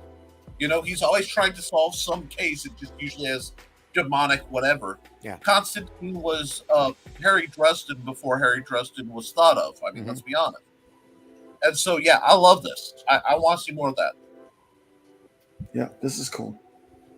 And I always love the domino masks. Yeah. I think that's why I like the new Batman movie so much with Patterson, because there was a lot of that detective stuff. Yeah. And a lot of people had a lot of, harsh criticism for that movie, but I actually enjoyed it. It was nice to not watch the Waynes die again. I'm kind of getting sick of. They Seeing kind of bring that Batman's up a little origin bit, but- every movie. Yeah. Yeah, it's like, come on, we know. Now this right here would not go over well today, I don't think. Bullet Man and Bullet Girl. Well, probably not with the We'd have to call him anti-NRA something people, else, yeah. but it's a Yeah, we'd have guy to call who him something else. developed an anti-gravity device that he formed into a helmet, and the helmet was in the shape of a bullet, and he used a metal for the helmet that made him invulnerable, as long as he kept his arms tucked in. I think that this would be really funny. You could make a slapstick version of this character now that I he's would bet busting one stuff with his head, right? Yeah, I would But bet one has already been pitched for Suicide Squad. I wouldn't be surprised. that would be hilarious. because he could be like, he's got like perpetual concussion. Yeah, this was really a takeoff of Hawkman and Hawkgirl. Yeah, I can see created after the fact. Well, Fawcett Comics is an amazing company. Just like Harvey, if you've never looked at the history, Fawcett really went out and threw the finger up at some of the other companies and just did what they wanted to do. They're an amazing company. Yeah, this is his girlfriend, later wife. Yeah. So they've got. Oh, and I hear this one. Normal Man. Normal Man. Valentino creation. It was out for many years before before Valentino started working for Marvel. Then he just mysteriously disappeared. Yeah. As people do, right? My first printed comic, one of my first printed comics, I should say, was in Journey, Aardvark Vanaheim's Journey, that was done by Bill Messner Loebs, that featured a crossover between Wolverine McAllister and Normal Man. Wow. Yeah. We had someone say Great for Bushman. I'm gonna try. I've neglected the comments, the chat. Let me get back to you guys here. Oh, he threw a space in there for Bushman. Yeah. The Blue Devil backstory is pretty awesome. Yeah. That would make a good TV show. Yeah, it would. It would. Mm-hmm. Elon Mudd said that was a great comic. We're probably referring to one of the ones we were just at. Is that Snuggy Jr.? Yeah, probably. Where did you find this list? This is a great last. I put the article in the comments. It is from comicbookresources.com, cbr.com. Obscure superheroes only true nerds know. Crazy surprising. Yep. That came from Comic Book Resources. They do have a couple good things out there. Well, everybody, broken clock is right twice a day. Exactly. Yep. Frankenstein and the Living Zombie, which does not make sense. That'd be a fun show. That would be good. It doesn't have to make sense. It's comic books. I'm sorry. It does not have to make sense. That might be two different properties that Marvel had. They did have a living zombie character that ran around and a Frankenstein character. Hojo's has a few ready issues. There you are. The old Yeah. Bullet Man. Heck yeah. Nice. Fawcett, again, amazing. Spy Smasher. Original Shazam Captain Marvel came from there. Just amazing stuff. Pastmaster Dan would call him the tip or the poke. So, wait. If he's the tip, is his assistant, Cutie Pie? Stop it. Q-tip? Stop it.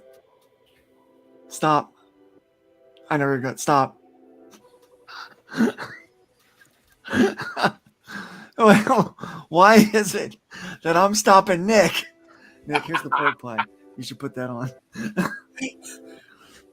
One of these days, I'm going to find a pork pie in the mail, because somebody's going to send me one and, the darkness has descended,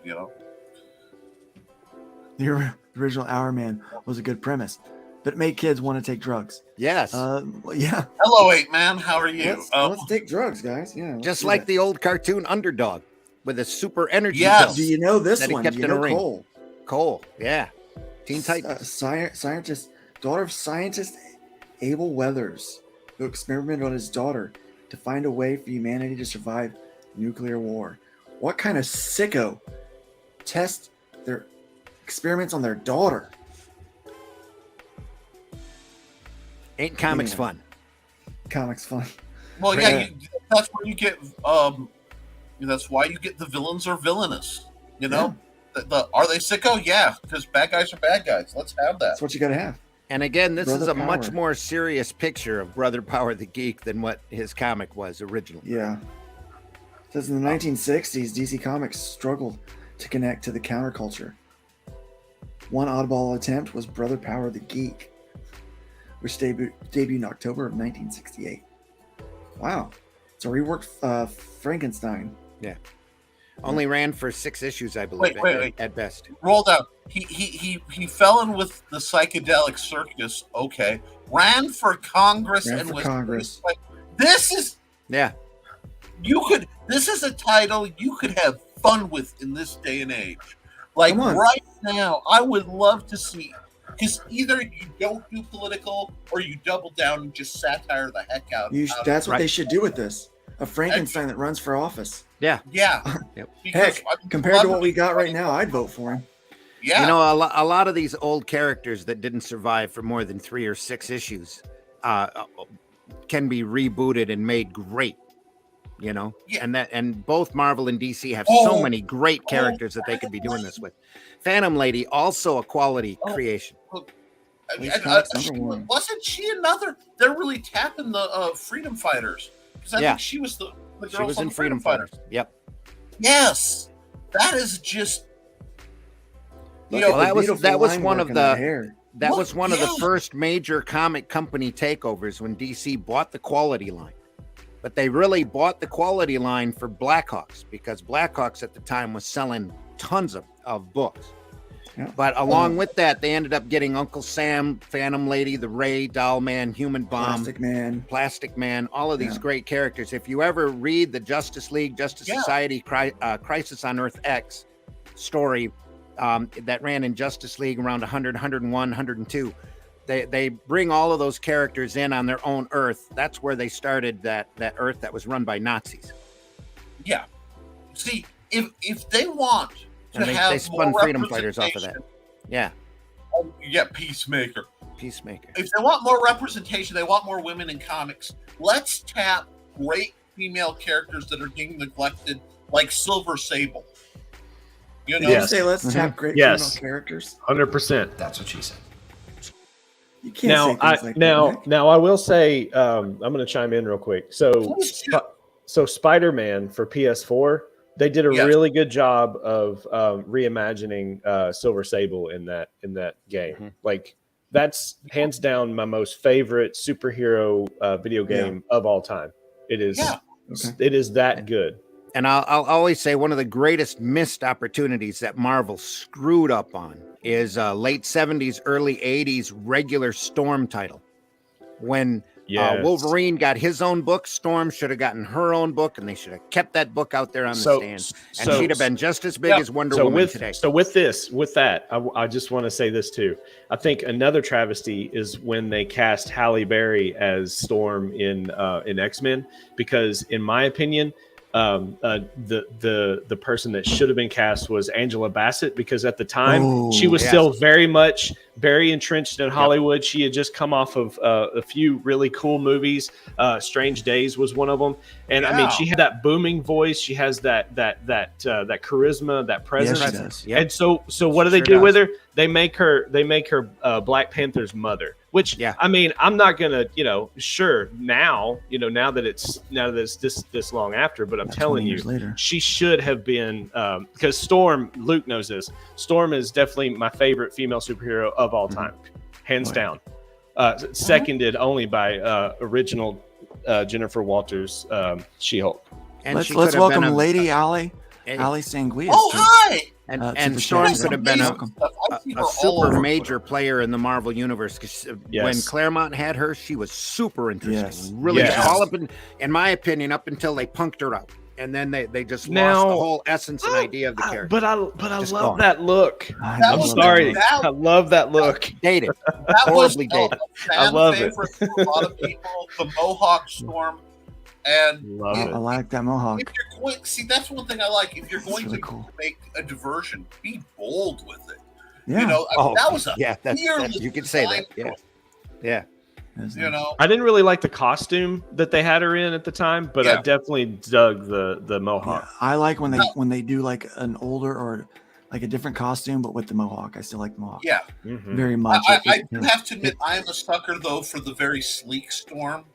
Where when she has long hair and they'll do the outfits that are very, it's sort of not quite the full Claremont cartoon Storm with the wings, but I like the ones so that once she powers up, you see like the static pulling her hair out and her clothes moving. Yeah. Yep. I think that's really necessary for the silhouette of the character. Absolutely. And now You did love the Mohawk Storm. Yeah, Mohawk Storm. I love that they had the audacity to keep Peacemaker in his helmet. Yes. I mean, I guess Wizard did cast Angela as Storm in their fan casting. Yeah. Oh, really? Yeah, Patrick Stewart. Patrick Stewart was, I mean, that was a no-brainer. Yeah. That was like casting Cumberbatch as Doctor Strange. If you ever watched Sherlock, that was that's perfect. Yeah. Lady did like Halle Berry as Storm. I I like Halle Berry. I like- think she did a decent job, but I mean, And she didn't come into her own until I think the second and third movies. But I'm Yeah. just saying, in that Right. first movie, what's the what happens when lightning strikes a toad? The same thing that happens to everything else. Yeah. Excuse me, no, I'm out. Now, okay. I Well, have to you're say- also but you're that's terrible also writing. at a time when nobody was going to take superhero movies seriously. True, Even the actors. true. yeah. But you tapped into one of the great moments for me as a martial arts geek, and great, possibly misuse of an incredible physical actor, Ray Park. Yes. Yeah. Yes. Ray Park, when he did that little homage to Darth Maul in that movie, Mhm. because Yeah. the stick was holding the elevator open, and he did the twirl with the staff right before he got blasted. Yeah. That was so freaking cool to me. And Ray That's Park true. is, I mean, What a his- waste of Ray Park. What a I waste was- of Toad. I was Look at at a him in Chicago. Yeah. Yeah. I was at a Chicago Wizard Con that Ray Park was a guest at. He stood on a table and did a routine, just Yeah. with a bow stick. Just amazing. I was at Disney, at Hollywood Studios before they opened up Galaxy's Edge, and it was Star Wars Day, right? Because I went for my birthday. It was Yeah. Star Wars Day, and Ray Park was there, and he come walking out, and somebody else was dressed as Darth Maul, but he did a routine in the middle of Hollywood Studios, right there, Yeah. with the guy dressed up, and they had and it was before Mayu died, and so Mayu was there Mm. as well. So they had Mayu there, and they had the people dressed up in the cot. Man, I'm telling you, it was a great day. Man, it was Yeah. a great day. Yeah. It was a really good day. But yeah, they kept Peacemaker's helmet. Good job. The costume was the same. They did a lot with the story, but no one really cares. But number one, 3D man. 3D man. Yeah. Man. This is an Wow, obscure that one- character. He was he had his own book. They tried him out once back when the 3D comics were starting to rage. Yeah. But they put him in a what if the Avengers was formed before the Avengers, and he was one of the characters. That and a He only giant got gorilla 3 and Venus. issues. And, yeah. Not very many. He was a test pilot who was kidnapped by the Skrull. What a classic Kirby pose there too. Oh yeah. Yeah. Oh, that's. If you can't tell, that's Kirby. Yeah. I was waiting for Glenn to pop up. Yeah. That's just Dynamics 101 right there. Yeah. Yeah. What a great cover that is. That was taken from as well. Just phenomenal. Yeah. I mean, it makes sense. I mean, it's 3D man, Mhm. and it looks like he's popping right off the page. Yeah. Well. Oh, I mean, good for shortening. Not the excessive. Lady does not care for John Cena. Sorry, lady. Well, then just do this and you won't see him. Anyway. I'll be honest with you. I actually thought he did a good job as that character. What's funny for me was half of the series, he's running around in his skivvies. You know? In the pilot, yeah. The thing with John Cena, I never cared for him at all. I had no appreciation for him as an actor until I saw Peacemaker 1, or the first episode of Peacemaker. Yeah. And then I'm sitting back and looking at that going, holy crap, this guy can actually act. And he's funny. Yeah. That's amazing. So A lot. Right. I said it on an earlier show. It might not have been here, but people do not appreciate the level of acting that goes into the WWE, WWF. Right. Yeah. They do not appreciate the talent it takes to do that. Mm-hmm. And we've got okay, Elias Rodriguez joining us today. Welcome, Hey. Elliot. Hail. Have some fun with us, man. now Uh, I'm going to get real spicy real quick because of some of the stuff I've heard about. yeah, let's get spicy a little bit. Are we going Um, to get spicy? Oh, we're getting Spicy spicy. about- I like to give Who's it ready a- for some spice here? All I right. I've been watching, because this is the campaign that's either real close or cracked $1 million. It Right. is Oh, cracked no. in- Oh, it's dude, cracked really it. close It's to $1.5 blown million. through it. Yeah. I- It's really close. close to $1.5 million. Yeah, let's Okay. view the campaign. Let's view the campaign. Hold on. While y'all are talking, Sorry, It's they're cracked past $1.5 million. I'm gonna bow out and I'll be right back. I just gotta Okay. I gotta do We something real understand. quick. So All just bear with It's me. a multi-hour show. We know people leave. Yeah. Um. All right. 16,000. I saw number one. 723 individual sales. Yep, I'm one of them. Now, see, I'm one of them. what's ticking me off is there are a few things that are going on about people responding to this, and because I hear a lot of things about Comicsgate. Yeah. Okay? And I'm not a member of Comicsgate. I've discussed this because I need to be able to walk into a lot of rooms, so I'm not a member of anybody. But what cheeses me is this individual, I believe a man, did an amazing comic, right? It's doing incredibly well financially. It's only like 2 days in. I love seeing African Americans who make representative comics that are well written, you know. But the truth is, nobody even cares that. So this guy this guy's name is Eric July. Right. You might know him as Young Rippa from YouTube. Right. Okay. So he is an African American libertarian, right, who has been upset by the state of comics, by the state of the fandom, by the state of the country. Right. He has a lot of things to say about a lot of things. There you go. He's very opinionated. Yeah. Yeah. I've been listening to him since about 2018. I got turned on to him from his libertarian views. Right. And because, I share those. And it was a breath of fresh air hearing someone like say what I was thinking. And so not just that, but he's very articulate. He's been doing it for a long time, and he's really good at what he does. Smart guy, real smart guy, right? So he loves comic books, and he's decided to make his own comic book, right? Right. And he's got a YouTube presence like nobody's business. Right. Yeah. So so his first this is his first go. So and he is over seriously though, being a CGer for Eric July is incidental compared to the amount of money that he's gathered already because of his YouTube channel, his libertarian views, and his appearances over on The Blaze. Right. He's not really even technically CG as far as I know, but he's being camped with him because his letterer. Believe me, you read through his mission statement, and that is CG. Everything that. Yeah, there's no question that he's what we believe. Well, anybody who loves comics technically is CG already too. We've had that discussion as well. And Lady's right. He is making an entire universe, so he's planning on being a full-blown publisher at some point. But I see a lot of people doing this as well. But I think he may have the he has the buyers. You have the platform to do it. You have to have both the personal drive, the quality of IP, and a platform big enough people will hear you. But what burnt my bacon was I'm seeing things on YouTube. You're seeing this and accusations that he isn't actually black because he can't be if he runs parallel views with They're really saying no way that he can have the color of skin he has because he's making over $1 million. Holy crap! Well, that's. Well, I've heard him say that. I've heard him say that he is a Comicsgate Uncle Tom. Yeah. I've heard him say a lot of really negative things. Now he does have some Comicsgate guys working for him, of course. His letterer, Eric Weathers, is my letterer. Yeah. My back hybrids. Eric does a lot of work though because good letterers are incredibly hard to find. Right. Mm-hmm.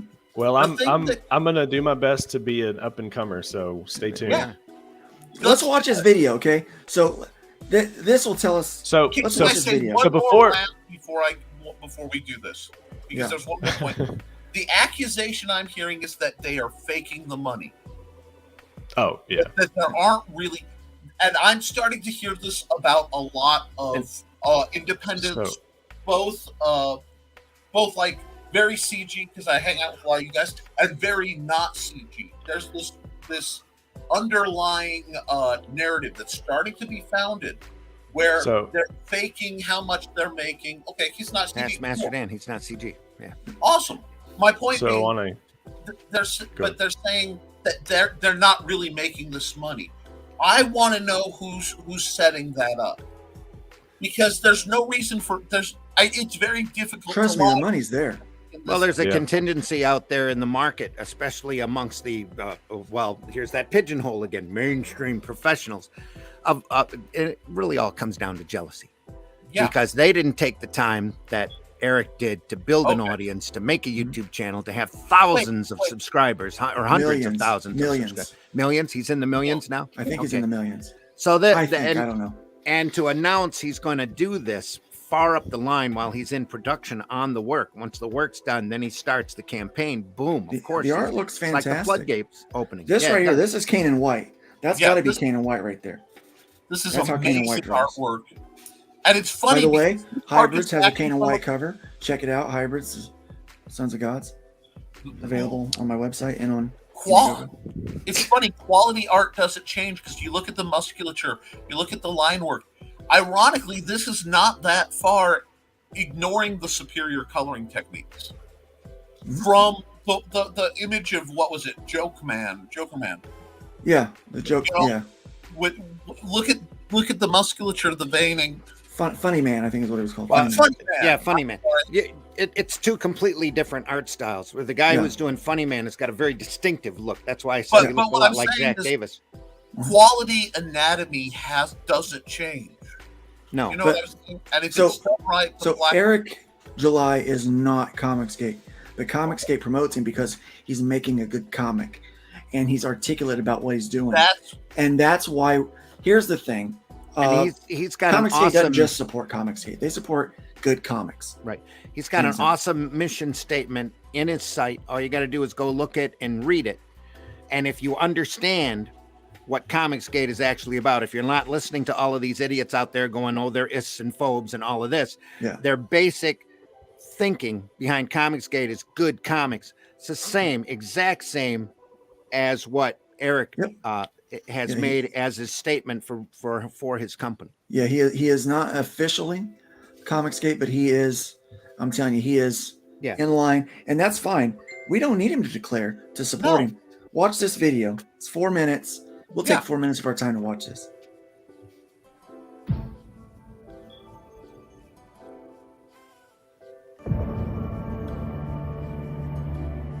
He's not black, right? Yeah, that was actually I saw that come across Twitter. Not at all.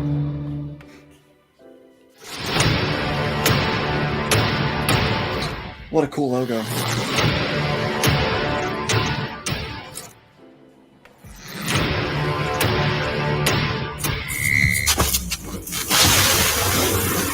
He put some money into that. Yeah, he did.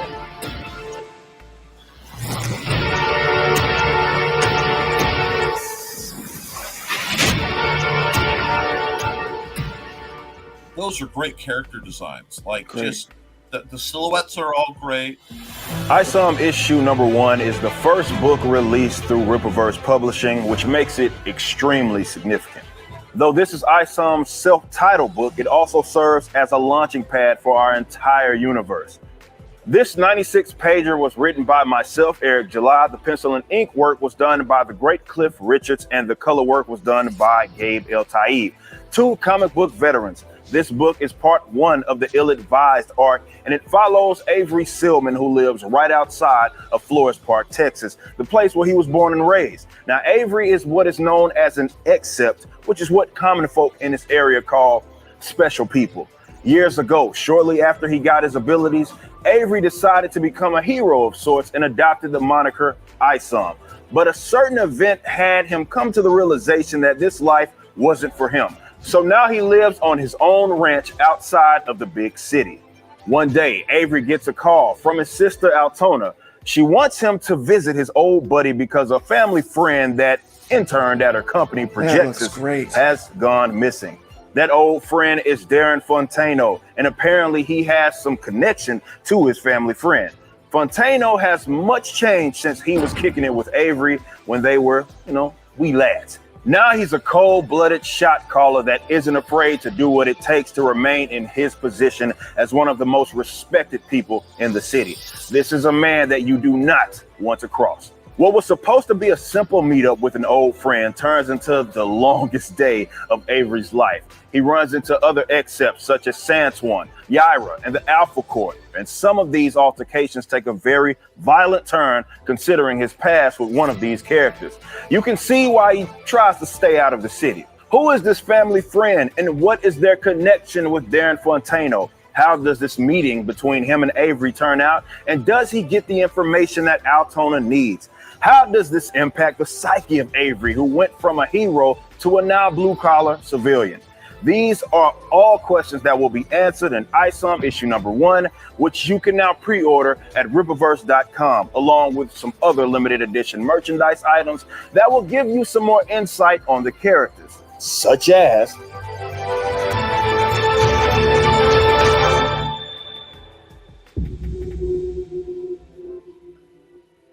Earth, a place with such interesting beings.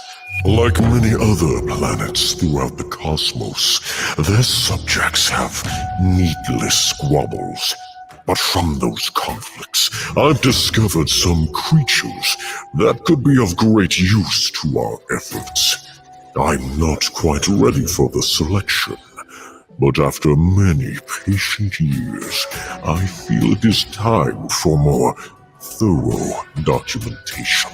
This city is where we begin.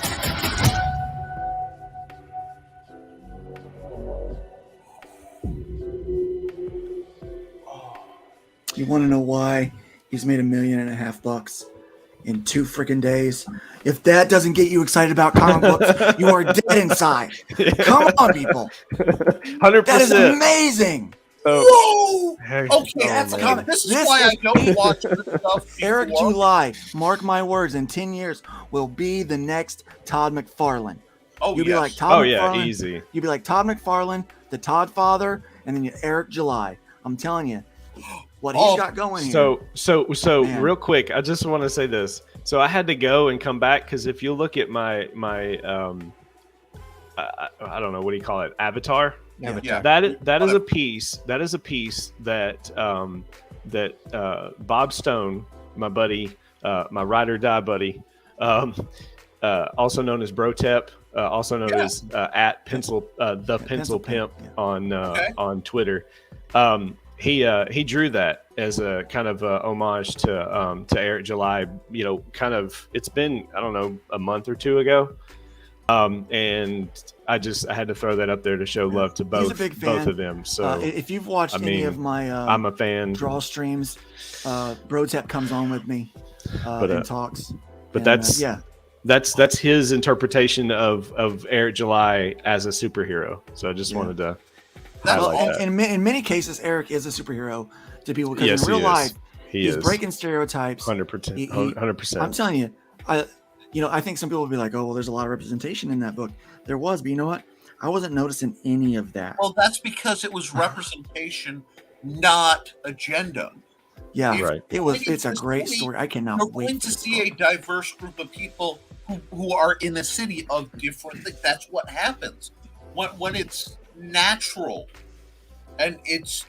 So yeah, let's get some of these comments here. We've got a lot. By how eloquent his description was, how deep and thought out every step was. That was infinitely more professional than most professional comics I've seen presented. And my brain's going, where is this movie? My God. Right. So let me answer Elliot's question here. He is not a comics professional. He is not a movie star.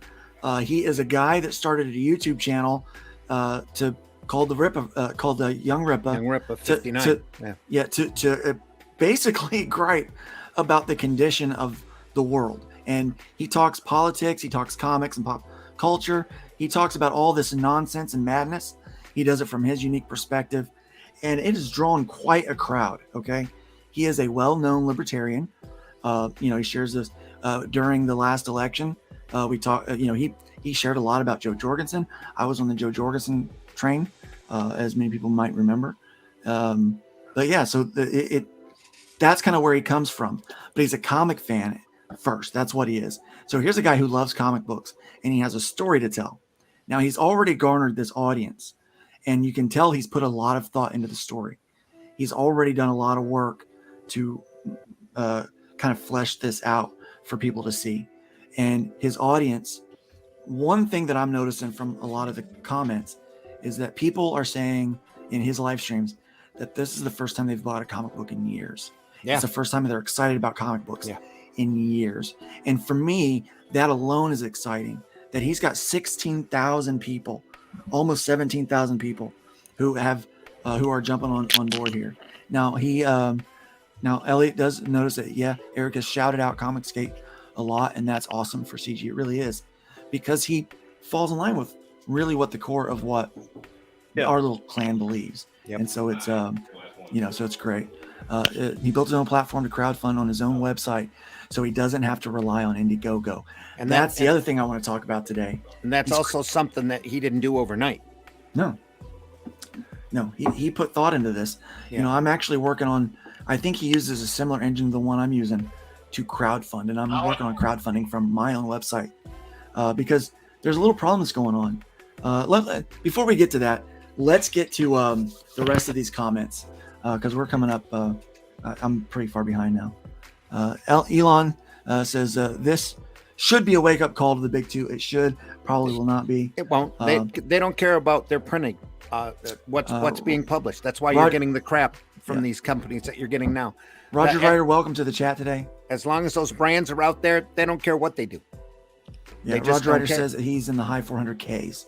So I thought he was a liar than that. But 490, I believe. Almost 500,000. 480K subscribers on YouTube.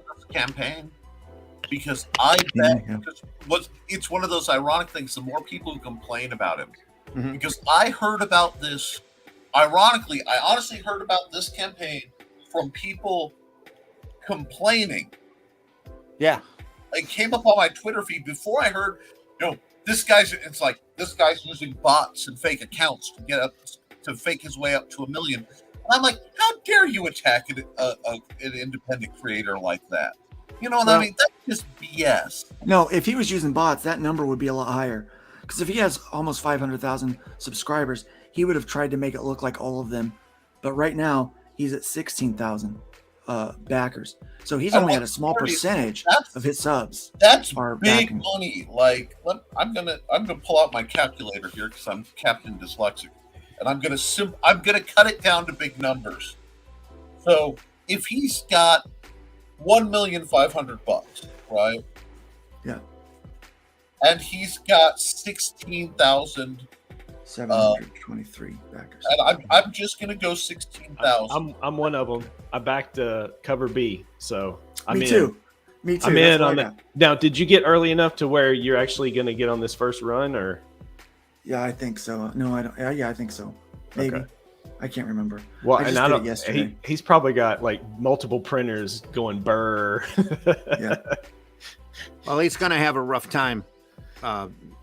Considering which printer he goes to and the amount of paper that they have on hand. Yeah, fulfillment's that's going to be a concern. Pain. Yeah. That means mathematically, and this is a rough estimate because I'm playing with they're putting in almost, and if you look at it and zero it out, almost $100 a piece. Oh, that's easy. Yeah, that's easy. Because look at his tiers. 16,000 people to give him $100. Look at the tiers that have already sold out. Okay, let me get down here. Right, but he's got tiers that are already sold out. You get what I'm saying? That's both huge, but that's not insane. No. I think what he's going to do is 136 people purchased the $125 tier. He is breaking. There are people that are going to be. I don't want to say a glass ceiling, but kind of on what you can make as a comic creator. I think this is going to shatter the value, you know what I'm saying, of what people can make, what they can ask for, and what they can get if they have a big enough audience. You get his merch pack for $210. I think it's a great example of what an independent creator can do independently. Yes, absolutely. For $425, you got everything that he had. That's sold out. You cannot get that anymore. Okay? So the other thing that sold out, for $5,000, there were 10 available. You could be canonized in the Rippaverse. You can get drawn in for $5,000. 10 people bought that out, man. Well, and see, I hate to be that guy for a moment, but everybody watching here who's doing their own titles, that is something you should be able to do. Yeah. Probably not nearly that much because, the cost is high. couple $100. Yeah, We can get by with that. That should be a tier in just about everybody who's building a new world or universe's thing. Because I know you're going to be launching a couple things for hybrids real soon, including a certain game system. And oh no, Luke, if you got together with your game designer and did a couple canonized into the game. Oh, we could do that. That'd be fun. That would be fun. That would be terrible. As long as you keep the numbers fairly low on my goofy stuff, you know. Eric says, okay, I got you. That's awesome. That's exactly where all creators should end up, having their own site and their own products. Absolutely. Put those in the back of future issues. Everyone's like, yeah, he's adjacent. Yeah, he's definitely adjacent. I was adjacent for a long time. And Randy can tell you that. I lived in the adjacent category for a very long time. And then I was just like, you know what? I think I'm just going to move into a new neighborhood. Well, we've had discussions about how I feel about the moniker, the brand. Yeah, exactly. He's very fortunate that he had 200K to build this website. Yes. Well, he did a lot of work. He did a lot of work. He invested a lot. You put work in, you get money and work out. That's part of the lesson. You're not going to do this for free. I get people who message me, you've done game design. How do I sell my book? It's like you sell your book. The surefire way to sell your book is to get out there and sell it. If you want to make money, you have to spend money. That's what a lot of people don't realize. Like, it's like seed. You can't expect to grow something if you don't put seed into the ground. Yeah. You've got to put not just money, but you've got to put in sweat equity. So you've got to put in the work. Yes. And that's why he's doing what he's doing. And that's why the people that are successful are doing what they're doing. Yes. If you're at a lower level and you're complaining about where you're at in your career, it's because you're not putting in the work. Okay. Stop. You might be upset. Well, I don't have the money. Well, spend what money you do to get to the next level. As soon as you can get to that next level, take that money you made and reinvest it, plant more seed. People are trying to pay themselves off their first, second, third, fourth, fifth, even their 8th book. They're still trying to pay themselves. If you're complaining, you're not learning. Exactly. And I mean, I could do a whole show on the whole just do it thing. Do it. Right. Yeah, no, seriously, you need to do a show where you just talk about that process, because people keep asking for the secret bullet. The question I love that I get, just like my buddy Brian K. Morris gets, how do I get where you are without having to do the work? Well, you will never get there. You'll never get there. Bad thinking. To figure it out, tell me, because You'll never get there. You go through all of these guys' examples. You go through Brian Polito, you go through Eric July, you go through Ethan, and you see the way they got the way that they did is by doing the work. Yeah. That's why I'm working like crazy to build my YouTube channel, to build my presence. That's why more and more people are knowing who I am. That's why I get, guys, I don't know if you know this. I'm not trying to flex here, but I get 100 friend requests a week on Facebook. I get 30 new follows. 13 to 20 new. 15 to 20 new followers on Twitter a week. Now I lose a couple because I'm offensive sometimes. I'm like low key offensive. I'm not like Eric Ripa. I'm not like young Ripa offensive. I'm low key offensive. So I offend a few people and they back out. But it's because I'm doing the work to beat the algorithms and get noticed and have people share my content. And you can't have people share your content if you're not making it. And you're not sitting on your laurels. So many creators are like, I was this. And I know this in a lot of fields I'm involved in. Yeah. I know martial arts, where they're like, well, I was this, I did all this work this many years ago. And the real question I have to ask is, what have you done lately? Yeah. What have you done lately? Today? It's not what you've done, it's what are you doing, right? Yeah. And so Marv V's here. Welcome, Marv V. Appreciate you. Hey, Marv. Marv V, you're awesome. Past Master Dances, work faster. Yeah, it's hard to work faster. And Lady says, it's hard to launch your entire website with a payment system without a good amount of money first. That is what we all should be trying to do. Exactly. Yeah. You've got to build it. I mean, I'm telling you, what you guys don't realize, I'm building a crowdfunding part of my website. So like I can crowdfund there. I've already invested in the engine to do it. I've paid the money without making the money. Okay. I've already paid big money for the next campaign. I'm just now like, they're going to ship my books out, I think Tuesday, next Monday or Tuesday. The print will be done with my books. He said, you'll be shipping them out next week. I haven't even fulfilled issue 8, and I've already spent my money for issue 9. Yeah. Like, that's what people don't realize. You're by always the way, working ahead. By the way, a little business talk, Randy, you'll be getting your payment here soon. I'm finishing up all my accounting. Finishing up all my accounting for. We'll have to talk about. Yeah, finish up all my accounting for issue 8. But yeah, all of that investment. Like, I've got a killer cover that's being introduced from Edwin Acevedo. Great, beautiful cover, beautiful artwork. The original artwork's even going to be up for sale. I'm telling you, amazing. But that was an investment to start with. People don't realize that. I want to bounce off of that from somebody who's much, much lower on the building up totem pole than Luke is. Because I'm really the small guy in this room. But I'm mentioning it because you can get to the small guy. I just invested in StreamYard to get the ability to put out to multiple platforms. So, while we talk big money, for me dropping nearly $300 it's a lot, to get a year, that's huge. But that's how you start, because what I'm trying to do is, I published a few books. I'm going to be publishing a bunch more, different titles, different games, different things. And I'm reaching out. I think I've got 3 game design projects that I've put out for that should be released this year. That's on other people, because I've got T-Bunny and Buddy Lord, and I got Jody. And that's commission work I've done for you guys. I took that money. That money's already gone because I've spent it on acquiring a new drawing pad and better camera, better audio, getting the StreamYard. That's when you're starting. It's a machine. So you feed a little to get the machine going, and as you feed into it, if you do it right, it gets going further. That's how investing into yourself works. But you got to start small, and don't feel bad when you are small building up. Yeah, lady says, but then we have to figure out how to make sure people know where we are. Like, for instance, today we're streaming out to 8 different places. 8 different places so that people can find us. We're not just doing the one. It's all over the place because we want people to be able to find their way to us.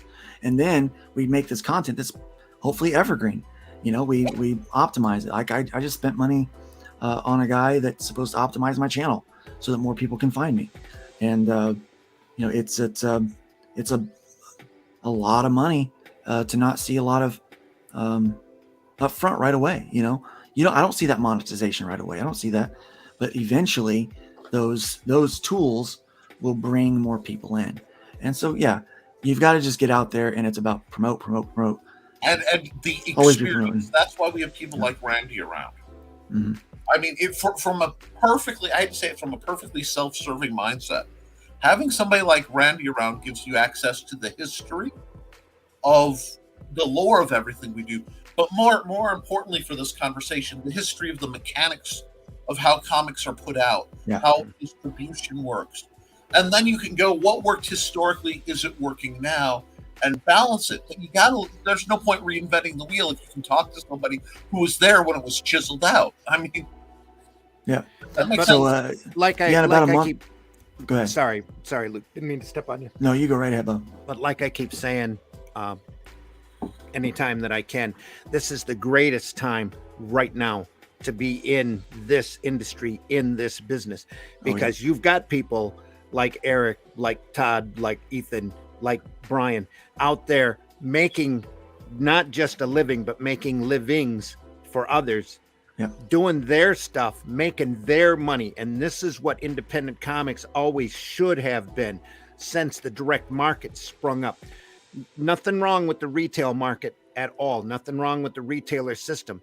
But this is the first time in comics history where the creators are actually making a little bit more, or a little bit closer to what they should have always been making in the first place. using their imagination, their talent, their magic, and creating products that people want to read. And being able to enjoy the rewards from it. Not just Image was started literally because these guys were getting checks and sitting there looking at these $1 million checks going, this is a 10% royalty. Holy crap, what if we did it all on our own? And now, thanks to crowdfunding, the internet, independent sites, we have the opportunity now to go out and grab that brass ring for ourselves and make more than livings for ourselves. And make livings for others if we want to do the work, if we want to go out there and earn it. And that's what it's all about. You have to go out there and earn it. Yeah. So let's talk about this for a second, okay, guys? Eric July has done his he's doing his crowdfunding from his own website. Mm-hmm. Now, and I've talked, that's something that I'm trying to do as well. I know other people are trying to do that, especially in the Comicsgate circle. We watched, like him, love him, hate him, I don't care. A guy named John Delarose, JDA, was deplatformed on Indiegogo because someone complained. Someone else in the community got him deplatformed. And Indiegogo actually deplatformed somebody. Yeah, actually deplatformed someone. And another thing that we're starting to notice is there's a lot of creators that are getting their funds withheld. One particular is Broken Compass Comics, somebody that I'm connected with through a Twitter group.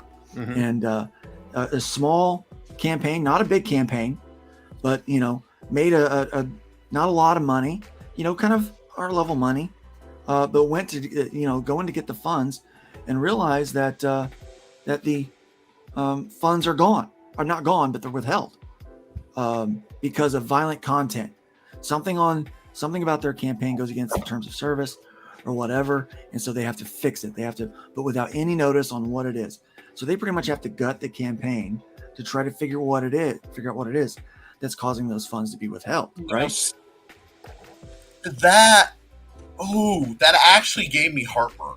Like that because if you want to say we are not letting you do this, either stop it or next time.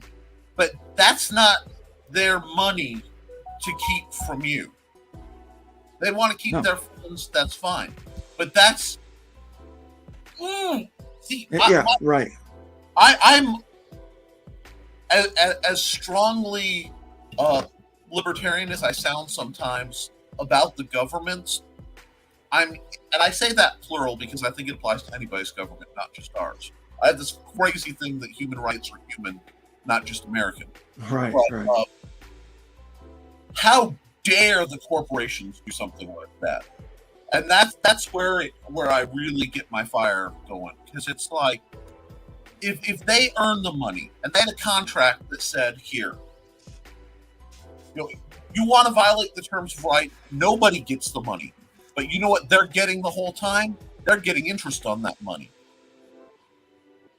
Yeah, and it's particularly distressing to see Indiegogo do that. They should know better. And they're not supposed to be Kickstarter. Mm-mm. No, that was the reason why a lot of people were using them, is because they weren't Kickstarter and they were a lot more open for a lot more other. What's the project that he's being withheld on? Anything that we can look at? Hoja says, can we address what happened with Magnificent Bastards and Broken Compass? Yes. Actually, let me try to get to that. Somebody's got that link. Chuck that. Here it is.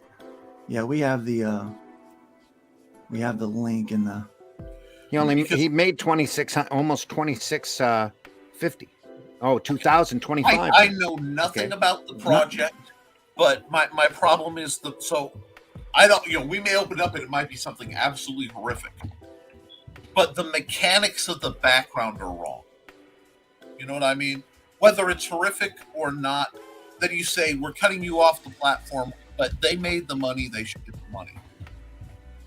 If they've collected the money, they need to pass that on. Yeah, absolutely. Now, if they want to say you can't do anything else with us, that's fine. But this seems to me, without knowing a lot of the details, and this might bite me later, but it just seems. Well, let's look at some of these details. Form. I'm looking at the artwork right now. It looks very, very professional. Yeah, I mean, it looks like a great comic. They made their money. Are they refusing to take their share? No, Yeah, they're just not releasing the funds. They're on hold due to violent content. I don't understand what their problem is. I don't know. Is it the blood? Is it? Yeah, these are pages. There's guns. Somebody has complained about far this. worse. I mean, let's be honest. We did what was it? Roach Balls and Demon Bee. Yeah. I mean, kids fighting. I mean, I don't that know. That might be it. That it might be that has violence with children. But then you either reimburse all the money back to the backers, or you give it to them. Well, if they're like me, they're already paying for this stuff out of pocket. Yeah, that's knowing that they've funded, right? Yeah. Right. So yeah, this may be a lawsuit to set precedents at this point. But this has happened to a couple other people. There's something wrong here. Yeah, with Indiegogo, not with this campaign. There's this has happened to a couple other people, and they've complained and they fixed it right away, and and they did stuff. But now this is becoming a problem because, now if somebody can get deplatformed because of a complaint, and bots are catching violence, I've got a book called The Killing Field. How, dude, violence. I mean, that's kind of the whole crux of that campaign. I'm sorry. When you talk about your content, I have to slam into the thing you didn't warn me about. I will never spoil that on a show. Yeah. Because I slammed so hard into it. But yeah. So this. There's, it's a comic book, guys. Come on. It's a comic book. So here's having a definition or ratings of some sort to tell people going in that this is there.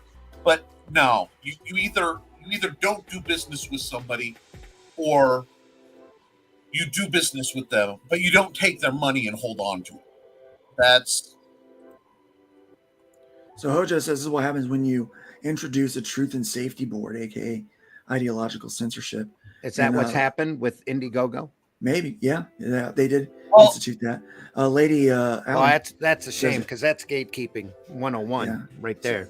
Yeah. Lady says it means someone reported them, so that's very possible. Somebody reported them.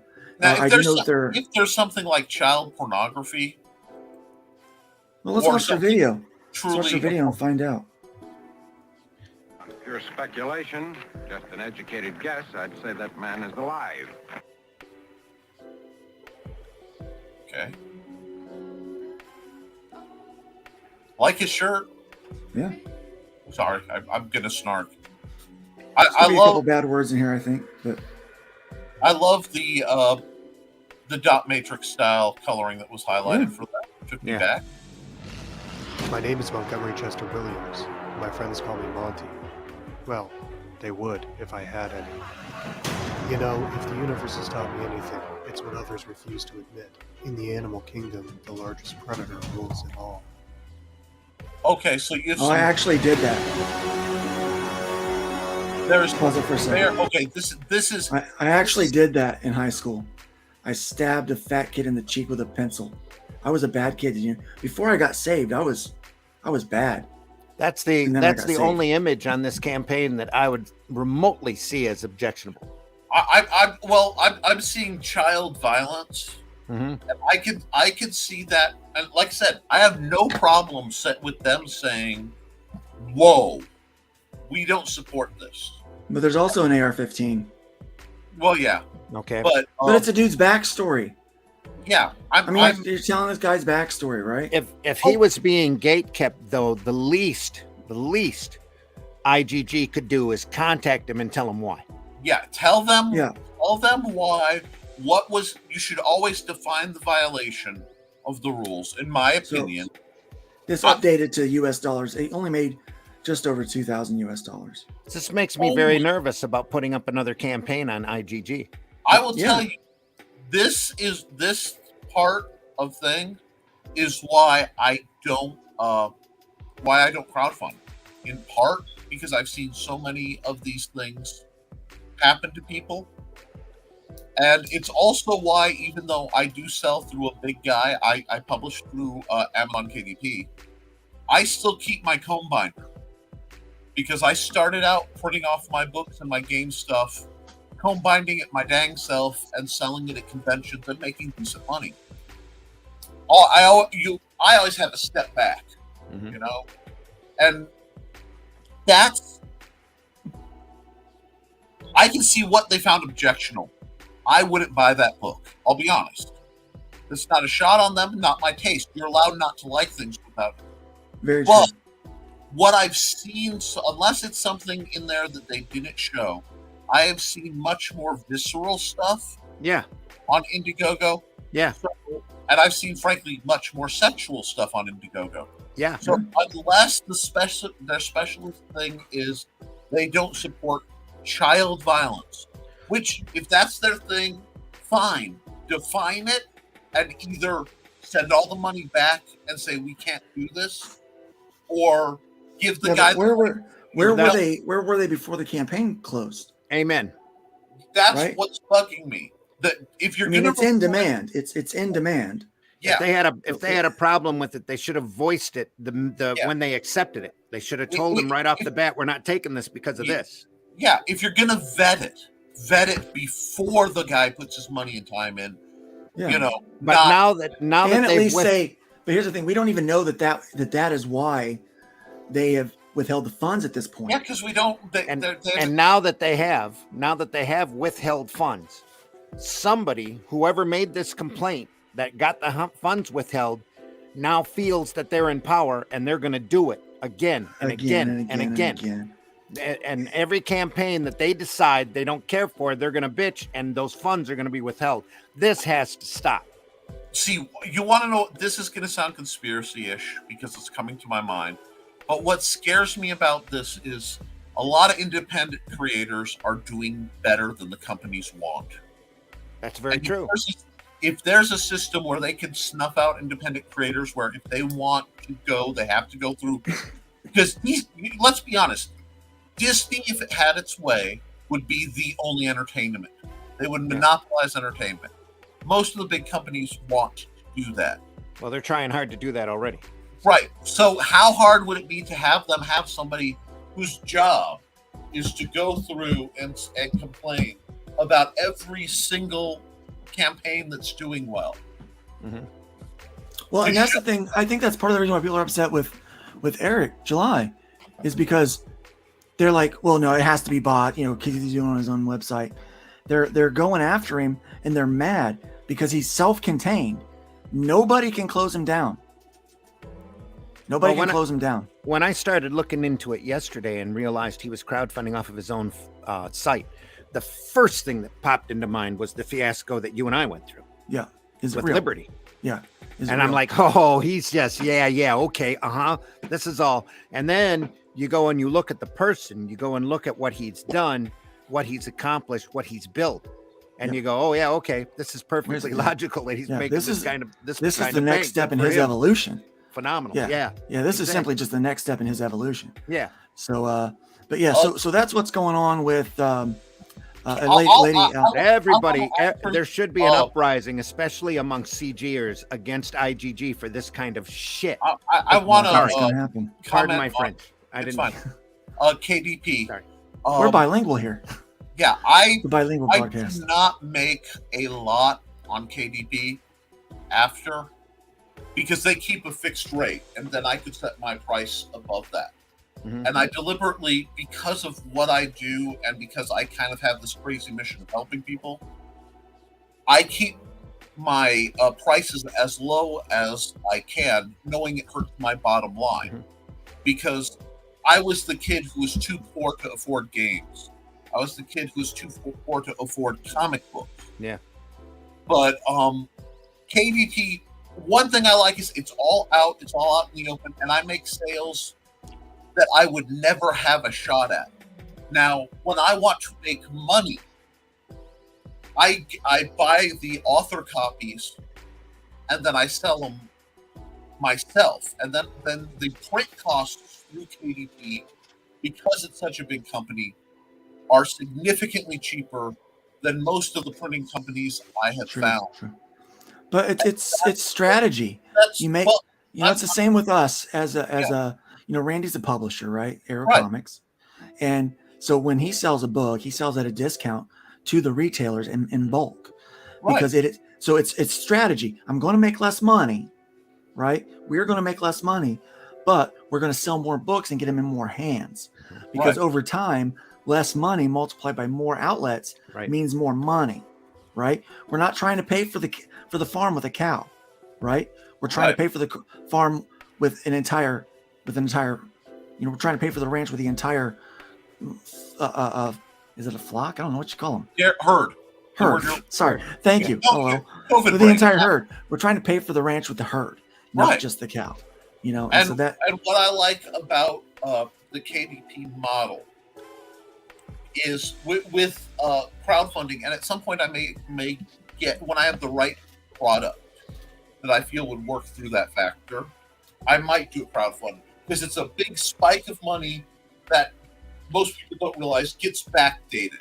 So it's already gone with your costs, and then there's roughly enough to cover the next. And then it's not like you're getting that money and you're going out for a steak. That ain't how that money's going, buddy. And that's one thing people don't get. But with having KDP or crowdfund your book, whatever it is, and then find a publisher you can put it out with in perpetuity, because then you get that's where you start getting the tiny revenue streams that add up. Yeah, keep it evergreen. Glenn says he's sorry he wasn't on the stream today. He had a power blowout. Oh, we certainly missed you, but we missed okay. That's okay, Glenn. I can be the Fleming fill-in. The Fleming fill-in. Yeah. Randy! Sorry. No, that doesn't quite work. Elliot says it's not really IGG, it's that Truth and Safety Board. That is what it is. It's that gatekeeping board. That sounds a lot like the Comics Code. That sounds horribly suspicious, is what it sounds like. It really does. And that there needs to be a hardcore definition now that of Agent terms Zero on their is part, back. or there needs to be a revolution. Yeah, now that Agent Zero is that's back. the way I feel about it. Class action lawsuit. And we're 2 hours and 20 minutes in. So now that you're back. So now that you're back, okay, here's what I want to talk about this.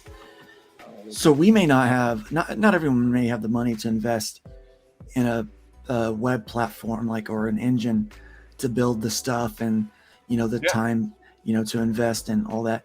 IGG and Kickstarter might be you might think, man, that's my only hope. But Justin's doing something a little bit different. I want to talk about that for a minute. Justin, let's talk about how you're crowdfunding your first book. So, okay. Well, where do we start? First off, let's start with what platform are you choosing to use? All right. Cool. So I am choosing to use, I guess you would say, Google Forms. It's one of those little unknown features of Google Forms where you can actually create surveys and people can answer them. And as they answer the different questions, then you get that data from the answers, and then you can use that to do fun things like send them PayPal invoices. Now, what information is it? It's per line. You're asking for their address. You're asking for quantities of the items that they wish to order. So what I'm going to do, if you'll permit me, I'm going to go ahead and throw into chat the Google form. It's not currently accepting responses, and it is definitely a work in progress for Chrome Dog. But just so we can get people's eyeballs on this thing. While this is getting set up, may I ask, what's the cost to set that up? It's okay. It's 3%, or I guess it's 4% for PayPal fees.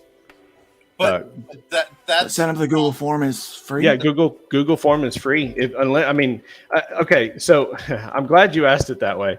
So what is the cost? You're giving your basically your sensitive information. So if people so two things. One, you have to create a Gmail account. You have to be have a Google account. So you're being with Google, I'm sure everyone understands that, you know, you're out there for Google to mine your data. But the second thing is you are entrusting me with the information that I get from those forums, and that I will not share that information with anyone. I'm not using it for any purposes outside of this crowdfunding campaign, period. Which is, I think that's a concern, but it's also a standard thing. Exactly. So before we get into that, Jim, you've done this before, right? Yes, and it's proven. I've done this through another hobby of mine. So years ago, I started, of course, right now I work for a company called mechanicalkeyboards.com. That's my day job. Shout out. Shout out for sure. Always be promoting. Shameless self-promotion. Yeah. Well, and this isn't just self, like this is like my boss's company. Like we do keyboards. If you're tired of that rubber dome, you know, that K key isn't working like you want it to, chuck it to the curb and go to mechanicalkeyboards.com and buy a new keyboard. But anyway, do you do ergonomic? Yeah, we have all kinds of options. So check out the website. All right. So when I first started here, I didn't even know what a mechanical keyboard was. And so once I had a chance to, you know, really understand it, because I had to get my head wrapped around it real fast, because I instantly had to be a customer service rep for this company. And the more I got into it, the more I noticed, oh, you have all these different options. You can create different keycap styles, different, keycap letters and whatnot. Really just some really cool stuff, right? Let's see. So what happened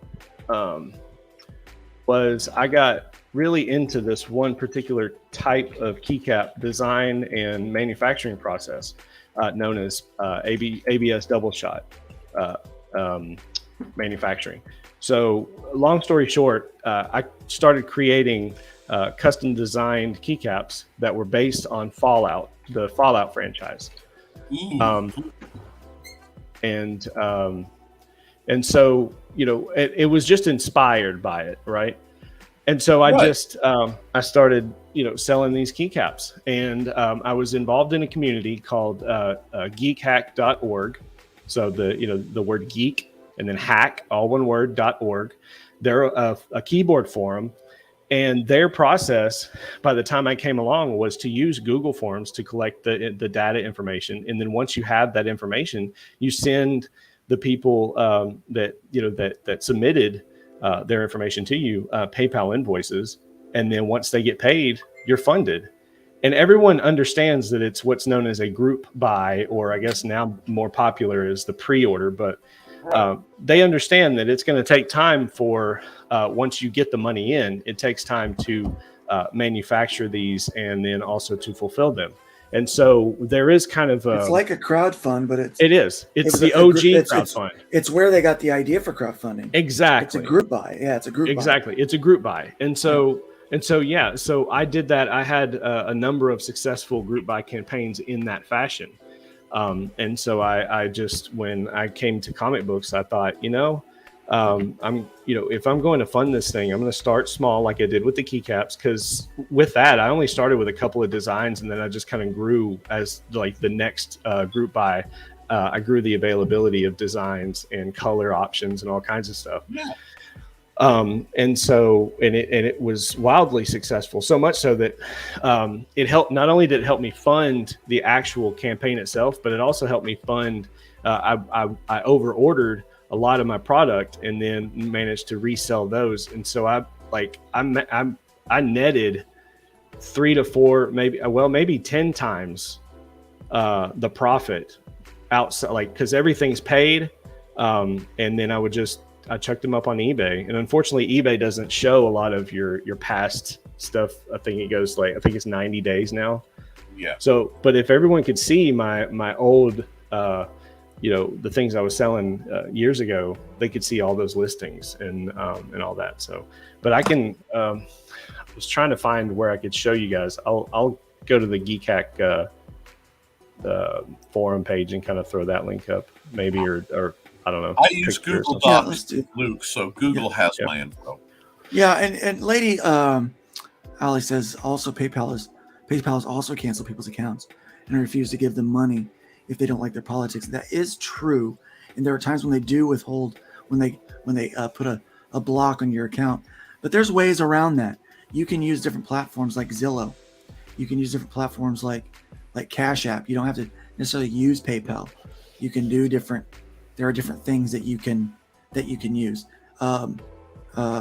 Justin's just using PayPal because we can send out invoices. It's really, really easy.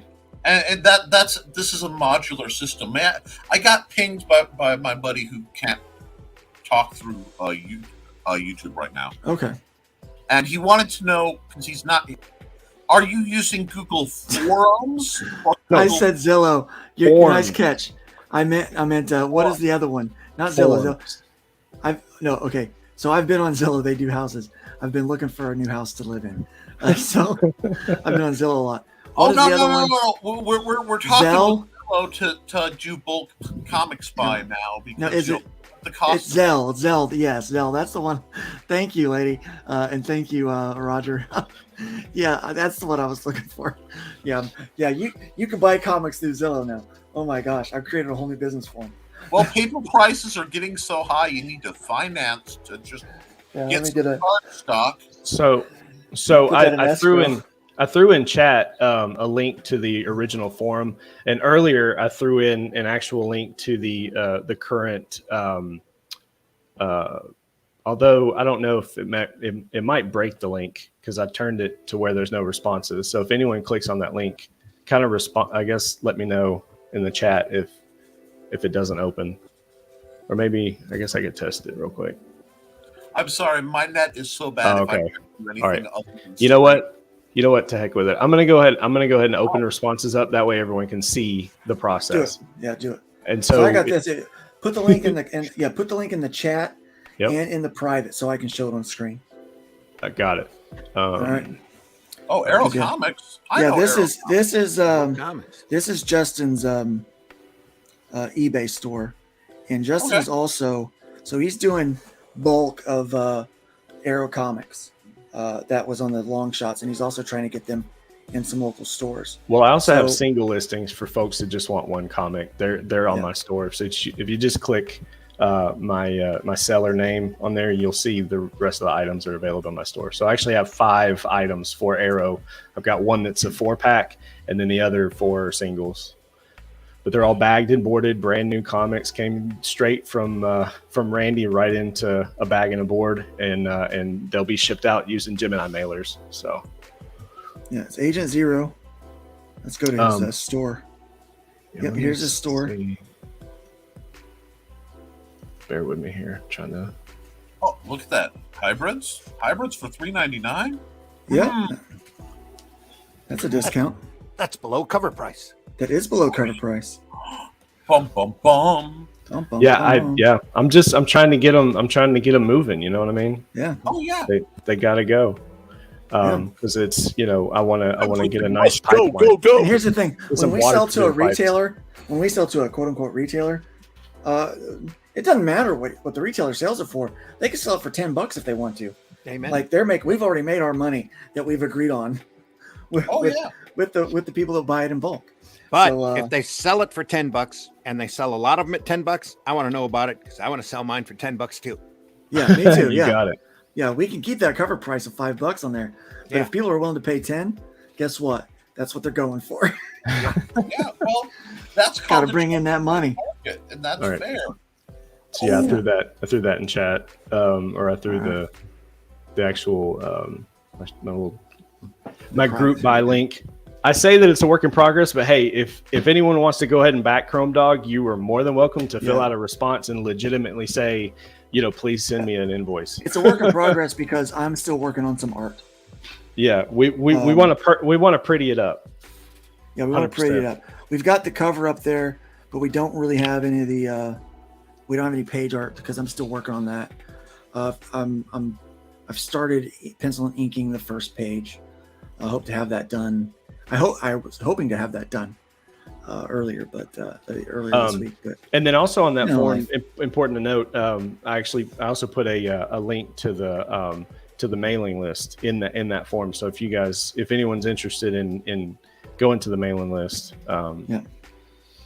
And you've got some links on here so the people can contact you through Discord, email, Twitter, Facebook, which is great. I mean, that's amazing. Just hit me up because I'm transparency is key and being really putting available yourself out there. They're going to be able to find you.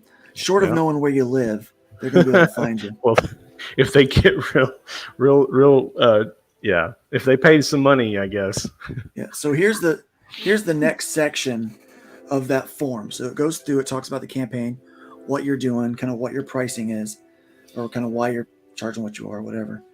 But really what we're doing here is a short shot. It is I don't want to call it an ash can because ash cans are kind of meant to be thrown away. That's why they're called ash cans. It is, we're putting a lot of work into this short shot. It's going to have a chromium cover and it's limited to 200. You're only going to do 200 of these things. Correct. So we're putting a lot of effort and money into it. And it's going for 25. Yep. Is what that's going for. Chromium cover, full color pages. It's also going to feature an ad from an indie creator. Yeah. So two indie creators. Yeah. Are we doing signed and numbered too? I think. I don't know. I mean, sure. Why not? I mean, that's easy enough to do. Okay. That's easy enough to do. Yeah. Well then. So signed and numbered would be piece. Man, words. Piece of cake. Yeah. Piece of cake. Or and you can also chip in $5. So you just answer, yes, no, or I just real time edited that. It's chipping $1. I mean, and that may not even. I may wind up just scrapping that because I don't want anyone to think ill of me of any impropriety when it comes to having donation thing because I've heard some feedback in that regard. So I don't know if that's a good idea. And they are putting in quite a bit for this short shot to support the project to get it launched. That's true. Yeah. Just gotta remember, you're getting launched here, and I mean, we haven't talked about it, but there may be extras that we throw in with that, for funsies that, depending on how well it funds is the question, which that's why it's a work in progress, right? Because even this way you could still say, all right, if we get to this point, you could send out to all the people I know, this is how much we've raised. If we can get to this point, then I'm going to add in this as a stretch goal, so you can even add stretch goals this way, without having to have it's more grassroots kind of guerrilla campaigning than street team. It kind of reminds me of the bands, and they get their these underground bands, they get their fans who go out and staple posters on all the lamp posts and everything in town. And then the street team gets extra stuff. They get free shirts. They get they get singles, digital singles.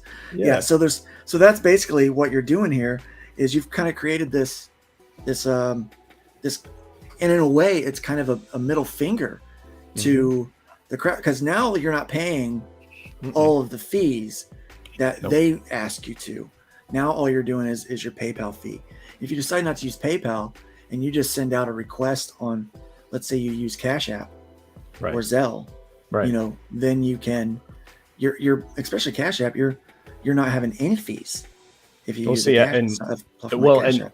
I do have a Venmo, and so I may make that's that what I a was thing. talking about. I may make that a thing. I'll make that available. Like Venmo was the one I was looking for. My daughter keeps telling me, "Dad, you need to sign up for Venmo so I can Venmo you the insurance payment for the car." Yeah, I should probably do that now that we're talking, because I had to create one for a side thing. I was selling some other geekery stuff to help fund this hobby. So I'm signed in. I'm going to do this. Okay. Please ignore it. Okay. I'm just going to put in zeros here. All right. You probably don't even have, you don't even have to fill in that second one, because I just deleted it. So if you refresh, it's not even going to be there. I'm not worried about that. Okay. So I'm just putting in zero. So you just put in how many of those you want is what you do, right? That's just put in your number. And it's Let's a say required, it's a required field. So you have to enter a number. It could be 1, it could be 255. Well, no, you're not going to be able to get 255, but max 200. right. Yeah, but right. But if you put letters or negative numbers, it will not work for you. So just throwing that out there So too. it just has to be numbers. Put in numbers. And you hit next. Takes you to the next thing, and here's where you get your preferred email address, and you're going to add probably Venmo, and then you put in your name, and this is where it populates. So it's populating the quantity. This is doing the same thing that both of the crowdfunding platforms do, and even if you do it from your own website, it creates a spreadsheet of information, so you've got everything you need. Yours is easy because it's just one tier. If you had other tiers, like you'll be able to know that, and you can even create a spreadsheet of what goes in each tier. Right. The other platforms do that. I never use that information because I know what's in my tiers. So I'm like, I just go, I fulfill tier by tier, and so it makes it easier that way to box everything, especially when I've got my family helping me. Instead of be like, okay, this is this tier, this is that tier. Like here's all of the, cover A's that are going out or whatever. So it makes it really, you could organize that however you want. Yeah. And then you submit. So there is 2 fields that you have to fill in. So I'm going to put Luke, and then it fills in all that automatically for me. That's using an email address that does not exist. So I'm okay with that. And then you can put in social media information if you want. Yeah, those are optional. Those last 2. Yeah, just fun stuff there. And then you hit submit. Oh, shipping address. I'm gonna make. You can just put like 123 Sesame Street.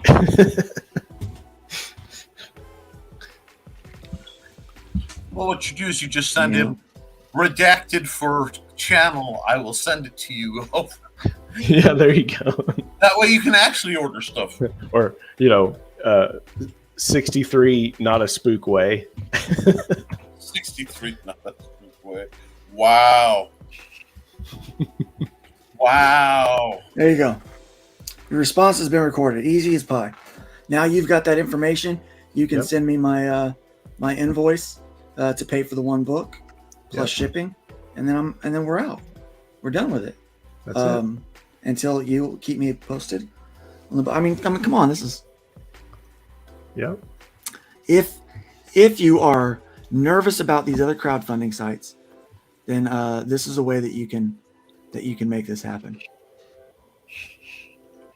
Sorry about that chat delay. I'm actually listening and taking notes, but Hojo called out Ellie that had I to go. called him back. Yeah. So I'm like, you know what? Yeah. I'll do that. Ellie had to go. It was good having Ellie here while it lasted. And then Hojo says, yeah, I asked Justin about this the other day. I'm interested in something like this. Combine it with a Substack that I can collect email addresses, and you're self-sustaining as long as you promote. Exactly. And you get out there, and now that's what I don't like about Kickstarter. You do not own that mailing list. It is not yours. You cannot use that off of platform. It has to be on their platform.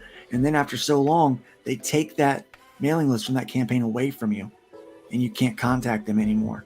I don't like that. I don't like that at all.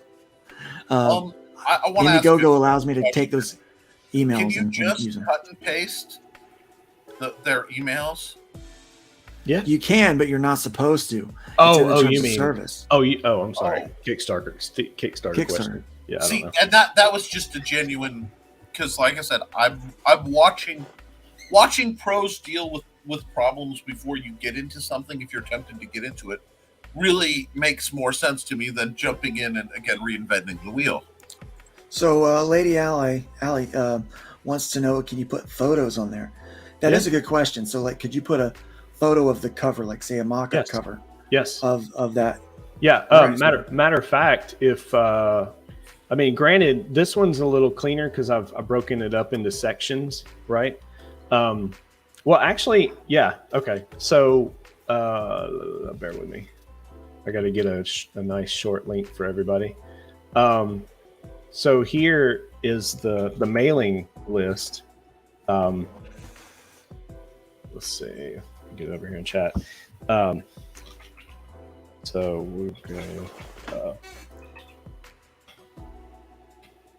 right. So there. So. So yeah, lady, if you'll just click that, that goes to the mailing list. Now that one's not sectioned, so you just scroll all the way down, and you can see the different pictures and of the project as it's as it's going. I've got it in this like update. Oldest is at the bottom, newest is toward the top kind of format. But yeah, definitely. Hojo has a question. Can you also embed video? I believe so. Yes. Let me. I don't get. Let's see. You should probably do a video tutorial on this. Well, I know a guy.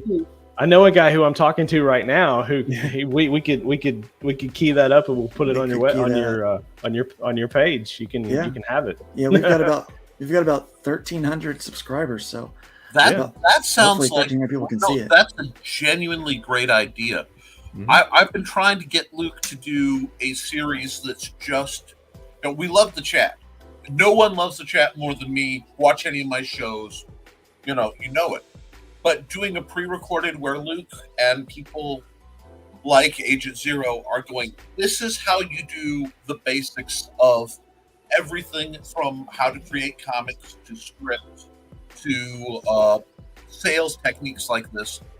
That's going to be evergreen content, and that's going to do good. And that's that's my hang up, stuff that does good for others. And you get the content. So I really think you should do that. Yeah. So if we can do videos, so yeah, you can even make your video like your intro video on the first page. You can add. There's going to be more images on that first page that we showed you, but we have to make those images first. So those images aren't done yet. So as soon as those images get done, they'll be up there. Yeah. So that answers that question. Let me see. Hey, the killer. No, we just, it is a special show. Every show we do is special. Yeah. Yes.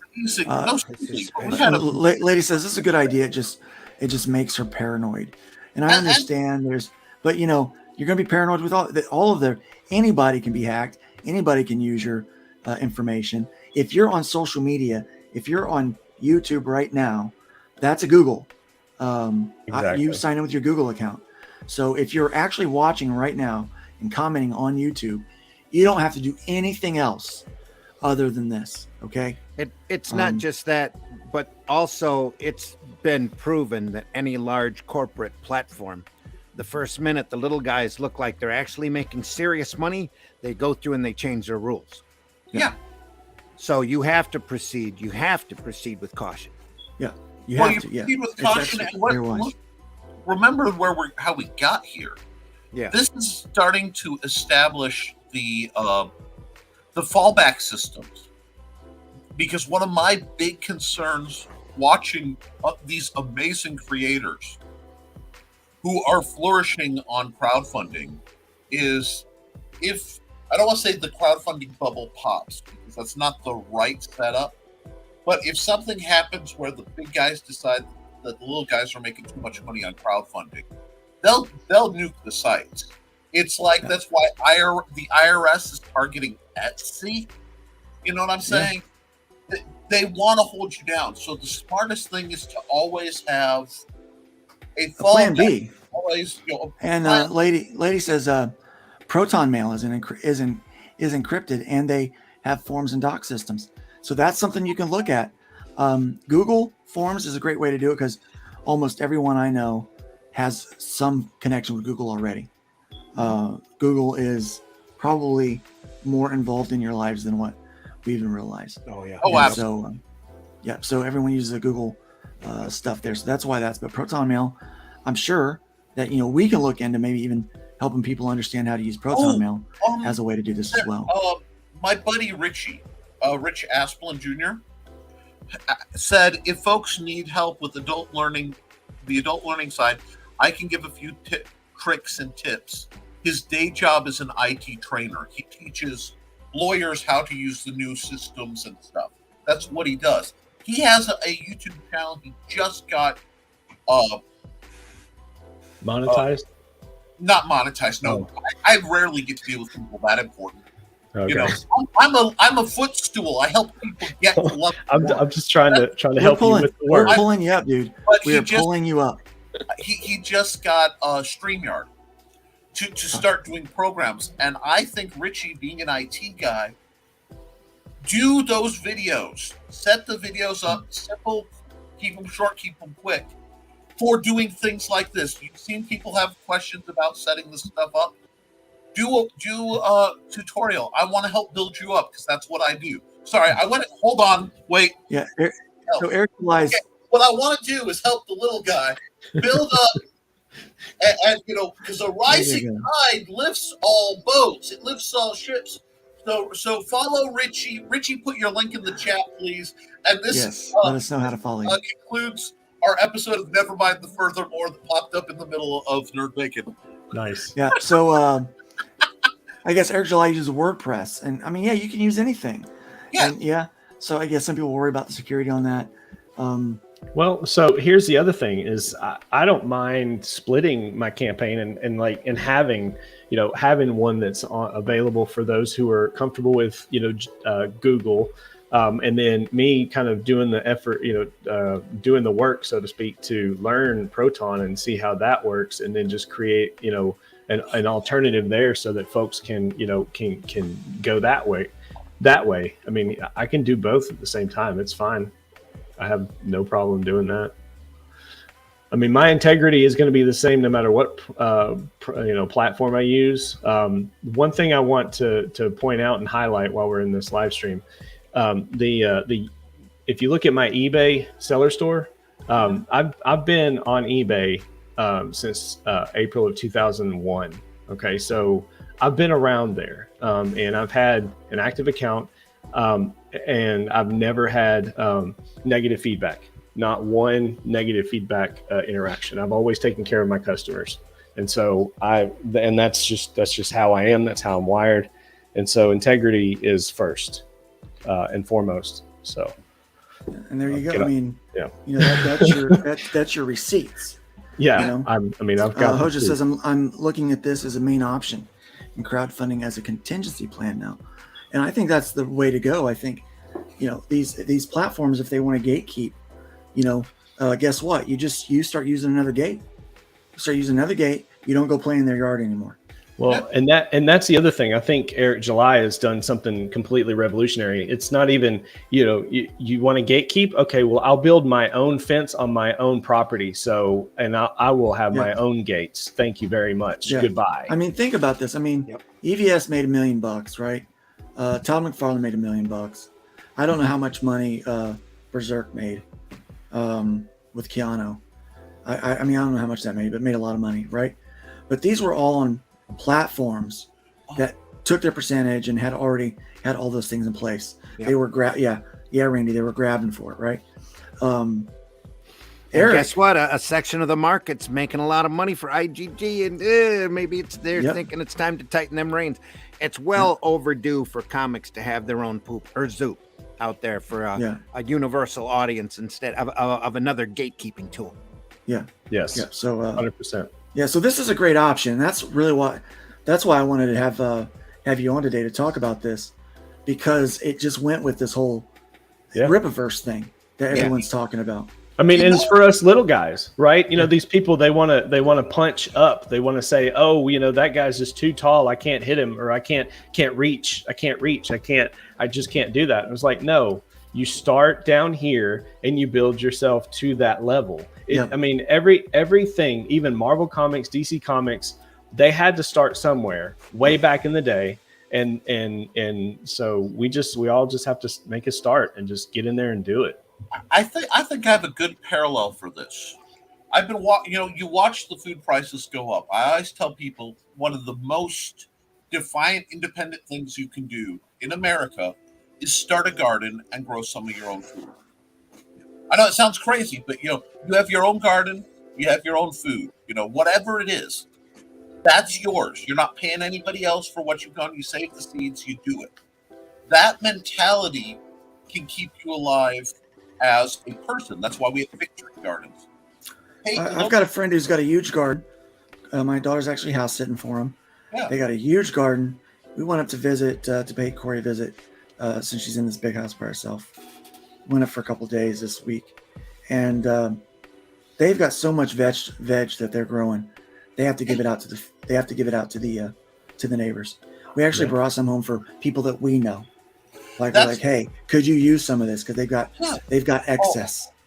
You give it to people. You dehydrate it. You store it for later. But And let's use the same mentality for comics for our businesses. Is exactly what we do, and I think that's the best of humanity. I really do. I think that is the route to, because I believe in self-sufficiency. I think that's how you become, in part, a better person. Because working hard and being honest and being self-sufficient, as self-sufficient as possible, does things for your character, for who and what you are as a person.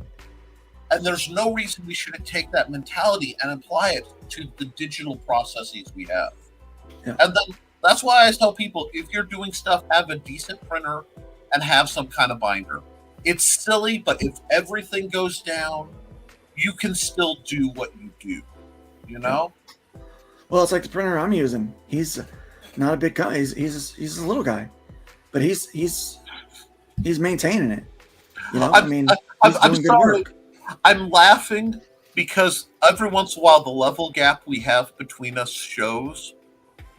When I said have a printer you use, you went to, yeah, I know a guy. And I went to my battered HP LaserJet. But that's the thing. That's the thing about leveling up. You don't have to do everything yourself. Yeah. If you're really good at doing one thing, focus in on that and then partner with people that are good at doing other things. That's why Nick and I are partnered to do Lockdown Games, because Nick is really good at making games and I'm really good at talking about stuff. You're good at talking about stuff. You want to know our business plan? There's a secret business plan. It's a little note we have, and it says, "I make it. Luke makes it pretty." Yeah, I make it pretty. That's literally how our game systems work. He tells me what he wants. I stay up late and I hammer it out with blood, sweat, and tears. And I go, "Here's an ugly document." And then we made a mistake once. I'm not going to bash the person because I don't want to get. Yeah. We tried to have somebody help make it pretty. It was a nightmare. Yeah, I thought, maybe we can bring someone else in. No. So we keep things in house. I've got people to do the editing. People that we trust. They ask good questions. Yes. And then I need both a proofreader because my brain does not speak normalized English, and then I need an editor to go back and. Does this work this way? Yeah. And so right now is the amazing Beth Stone. Yep. Amazing. And I want to put her out there just as being so good at what she does. Yep. And she's for hire, guys. If you need someone that can do a good proofread and make sure that your thoughts make sense, she'll ask you those questions, and she does work, and she's not super expensive. She's not super. And one thing I like is she defers to the creator. Yep. So if there's ever a loggerheads, she goes, "You're making it." She goes, she goes, "What do you want to say here? Yeah. What are you trying to say here?" Approach is so much nicer than some editors who will be like, redline everything. I don't like this. Why did you write this? I'm like, the guy is from Louisiana. He's not going to speak in perfect English. Yeah. So I do things. I story edit. I go in and I hack. I'm this could look better. This would be more exciting if you did this. That's kind of what I do, right? When Beth and I work together on a project, I'm at the very beginning when you're writing it. Like, hey, let's maybe try this, and go at it. When you finally got it where you think you want it, then we send it to her so that she goes through. It's like, okay, this is what you said. I don't understand it. What are you trying to say? Like, what is it that you want to say? So that she can help make it to where it's readable and understandable for people. Yeah, so she does a great job with that. She doesn't know anything about game engines, so it helps because she's like, oh, well, I don't understand this rule. That's what you want, especially when you're doing entry-level stuff, because I am the guy who, I learned to play Magic on index cards because I copied the stats. I couldn't afford magic cards for a long time when Alpha came out. So I cut index cards in half, made bootleg magic cards to play with my friends till I could afford magic cards. I made miniatures out of wood for my... That's underground, man. I love that. I love that mentality. Stompy robots. I made the miniatures out of fireworks sticks that I saved on the 4th of July because there were all these little squared off chunks of balsa wood. So, like, when it comes to, like, the grungy cutting edge of being a broke guy making nothing out of garbage, that's, that's where my mind will always live first. And because of that, I detest actual gatekeeping of any sort. Yeah. Hate it. But so that's where you partner with people that can do other things. That's how you level up.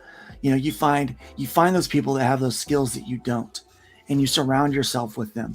And it's not a competition. It's like we're going to break through the ceiling together. That's what we're going to do. We're going to get there together. Randy makes great comic books. He's not. I will never be in competition with Randy. I'm like, how do I hitch my cart to that horse? How do I work with Randy? How do I learn from him? How do we get to that level that we want to get to together?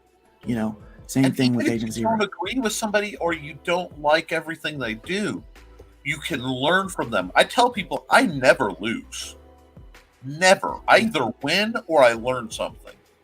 Lady has to head out, so it's been nice having you, lady. Appreciate you being around. No, yeah. Lady, I like your content. Yeah, great content. Let's Too many folks are into tearing folks down instead of building up and reaching down and helping the next guy in line to not have to deal with the mess you learned to navigate. And that is absolutely true, Rich. And that's why, we try. Now, I will say that there is, even in my circle, there's some quote unquote gatekeeping, but it's more vetting. I'm not going to invest my name, my reputation in someone that's not willing to do the work to get to where they claim they want to be. So there is a bit of vetting on who I allow inside my circle. And so some people might call that gatekeeping, but I want to have a reputation, and I want to surround myself with people that do quality and that want to do quality, and I'll help them get there. That's part of what I'm finding as a streamer. As I grow up, because if you start doing well and people start liking you, a lot will come. And sometimes you have to vet, even knowing. That's where the integrity gets hard. There are people I can put on say, never mind the furthermore, who've contacted me. And I could have them as a guest and really invite them in and do stuff. But I don't agree with who they are or what they represent. There are certain things I will draw a hard line. I've had people, but you'll get more views. You'll do better. There has to be a point where it isn't worth it. Yeah, and I think that level of integrity is what keeps us as independent creators. This far and no further. It's that mentality that created Eric July. Exactly. And his brand. It's that mentality that created Comicsgate. That's what caused the underground comics in the 80s and 90s, where Zim came from. Mm-hmm. That's where he was. It was that, what? Screw it. As some of these kids, F all or whatever they say, I'm like, this is what we're doing. And comics history is filled with people who went past the previous person being screwed and found a solution. And we're seeing that happen all the time. That's why it's so exciting to be in comics right now, because you're seeing solutions to we got long-standing problems. Yeah, we got screwed with Liberty, and we're teaching people how not to fall into that, but to do it, to own it yourself. Well, it's like your other person posted in the chat, Rich, I believe it was, or Edison said he didn't fail 500 times. He just tried 400, learned from 499 attempts. Yeah, absolutely. Well, guys, we've been at this for 3 hours. I think it's time that we close the stream down. It's been a great conversation, Randy. Thanks for joining us today. Oh, thanks for having me. You had so me. much of the conversation. It was fun talking about all the stuff that we did. This whole thing with Eric July, man. I'm excited about Rippaverse. I'm excited And You know, that's that the he's thing. getting people excited. And you're going to see that difference. You see the good people out there, no matter what brand or label that they decide to use, are the ones that are happy that people are successful. And they're not sitting there trying to find the excuses, trying to tear it down. Because like I said, first thing, there was a bunch of red flags that went off when I found out about Ripaverse. And I went out and I looked and I wrote to people, I PM people, hey, do you think this guy's legit? Because we just come off of a stupid deal that turned out to be false. Is this guy fudging numbers or whatever? No. When you go in and you actually look at the work that he had put in, the appearances that he'd done, the YouTube channel that he built up from scratch, you know, he's not fooling. Yeah. And so you can be happy for this guy and look at him as an example of a way, not the way, a way to get more money into this business and to grow this audience. There's no right way to build your business. No. But there is a right way to fail. Yeah. Failing is not doing it or trying to punch down or punch up. When you're trying to cause other people to fail so that you look more successful, that is a failure. That is not the way to grow your business. Yes. And it's a But waste there's so many different ways that you can do this. And Eric has showed us one. Justin is showing us one. And Justin, we're gonna afterwards we'll schedule a time to record an alternative to crowdfunding. Sounds good. So that people can get a better view, and we'll build a campaign. Yep. From And I'm scratch. sorry if some of the questions that I asked in the chat put you kind of on the spot. I know what it's like to go. No, it's perfect. Like I need questions because I've actually never had anyone ask me this stuff. Honestly, when I wanted to do the group buy originally, I just had to learn it just by doing. Yeah. I paid a little bit attention to how other people kind of did it in their own group buys, but once I saw, I was like, oh, and then I just felt my way through it like someone fumbling through the dark, and that's pretty much where I'm coming at comics. And people can hate on me all they want for not being in this space, and then all of a sudden I'm going to come in here and I've got a dream, I've got a vision, I've got stories that I want to tell, and I want people to enjoy them with me. And so, and not only that, I want to lift up these creators, especially publishers such as Arrow Comics. I really believe in what you're doing, Randy, and I certainly hope. I want to see those floppies become a thing. The ones that were still on the cutting room floor from this deal gone wrong. I want to see floppies come back to mainstream. Yes, I want that. Like, that needs to be a thing. But we need that. And we need these store owners of these alternate shops that aren't necessarily comic shops anymore. We need spinner racks again. We need spinners everywhere. They're coming out. They're made. They're beautiful. Okay. Calico looks good. And they're going to stay in. Oh, my wife says it's the best thing I ever wrote. That looks really good. And that's my wife. She's my best critic. What I love about this show.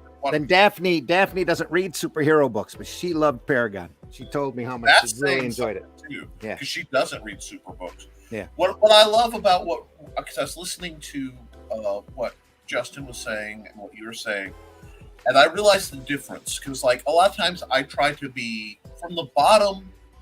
The way to act is like a footstool. All I wanted to do, and that's like my life goal, is to put my hands like this, step here, and get a little higher. Mm-hmm. That's literally like my philosophy in just about everything I do. But when you're higher up, like Justin is, and like Luke is, and like you are, what you're doing is you're not pulling the people along. You do that too, but the real ones, what you've done is you've made straight the way, to grab a slightly biblical reference, where you're making the road up the mountain is still going to be as long. But you guys are chipping away at the problems and showing, follow this path. Yeah. The way is wider than you think, and it's smoother than you think, because I've figured out how to do it.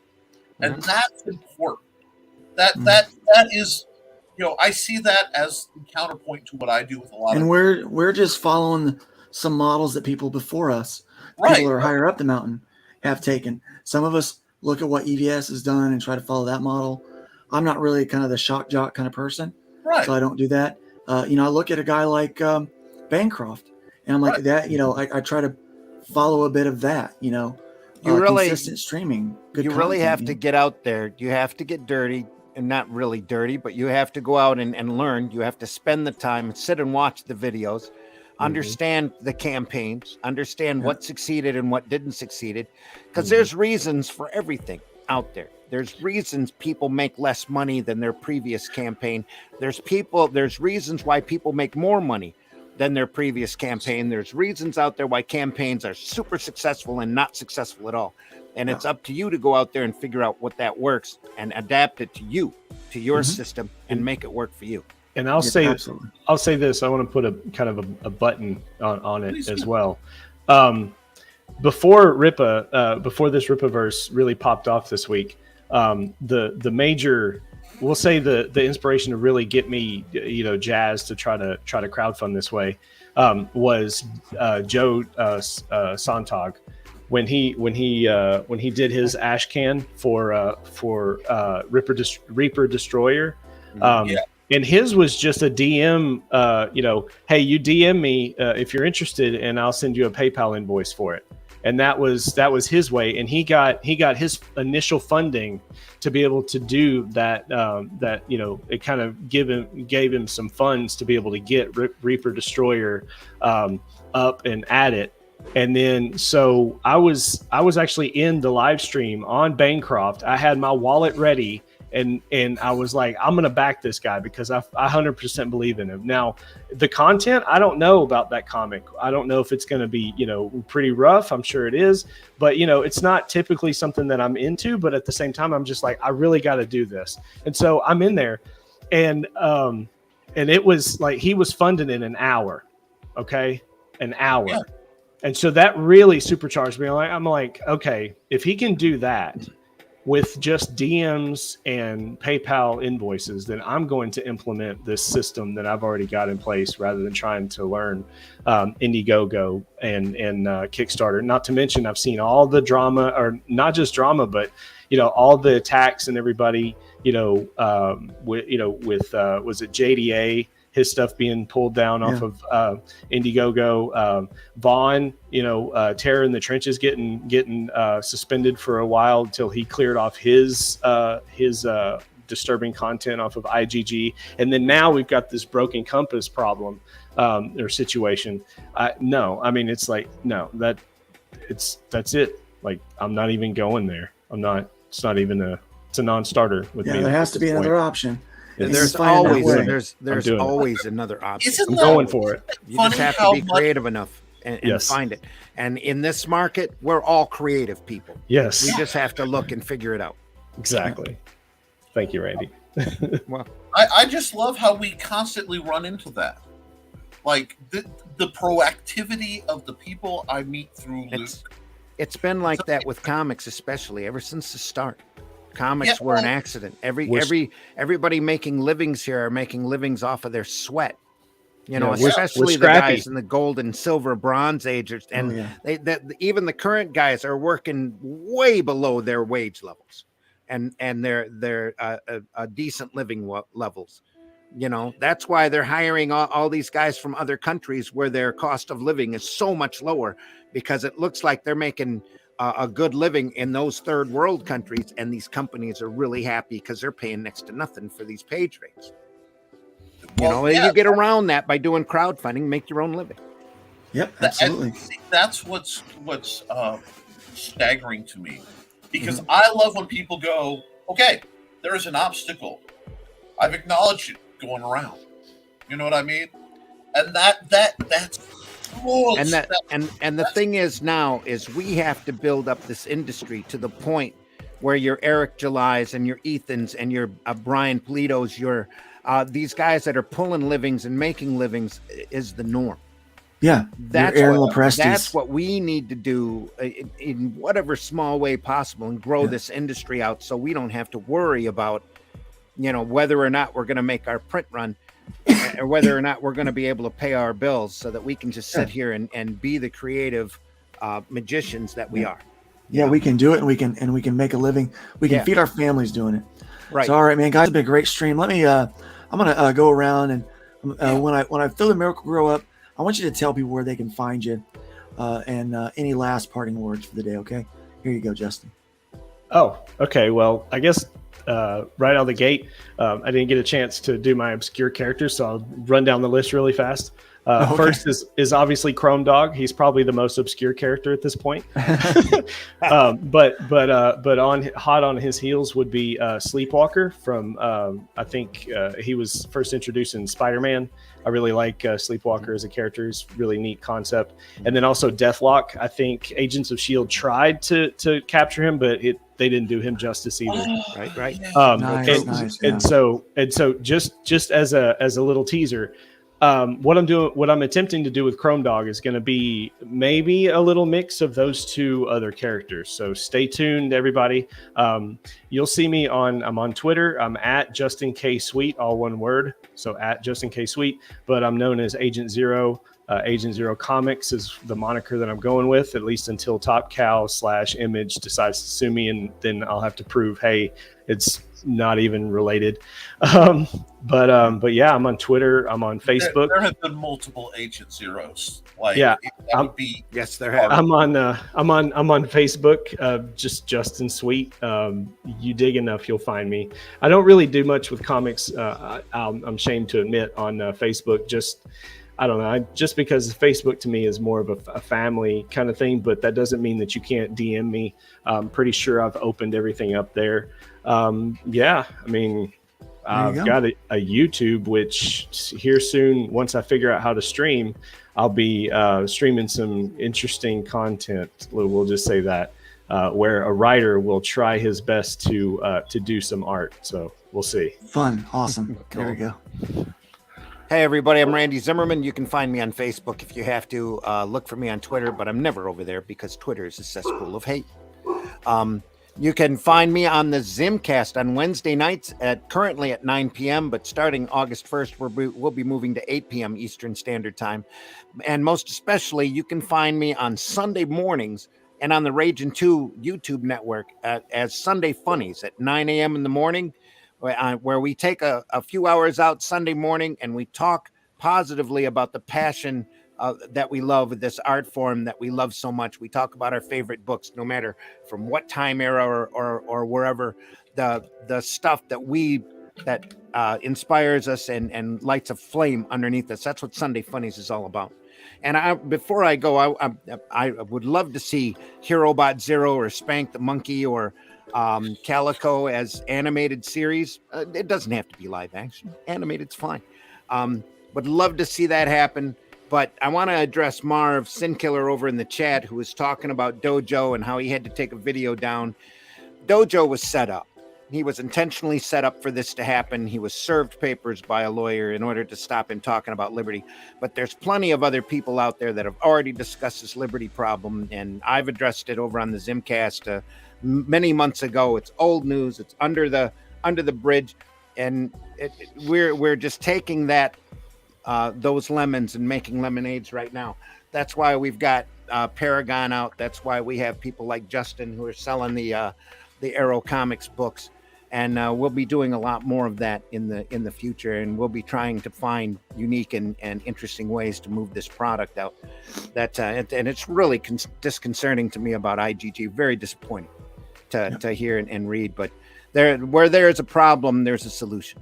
And Absolutely. There's going to be creative people out there that are going to make multiple creative solutions to this problem. And like I said before, we really want to get to a point where the Ethans and the Eric Julys are the norm. And you're going to see more and more people like that come out. And you're also going to see more and more people get disappointed and negative and talk bad about it. But you have to go in and look at them as an example, maybe, and not the way to do it, but a way to do it, and take that and adapt it to what you're doing and figure it out. Take a little bit of everything and make your own soup. Yep.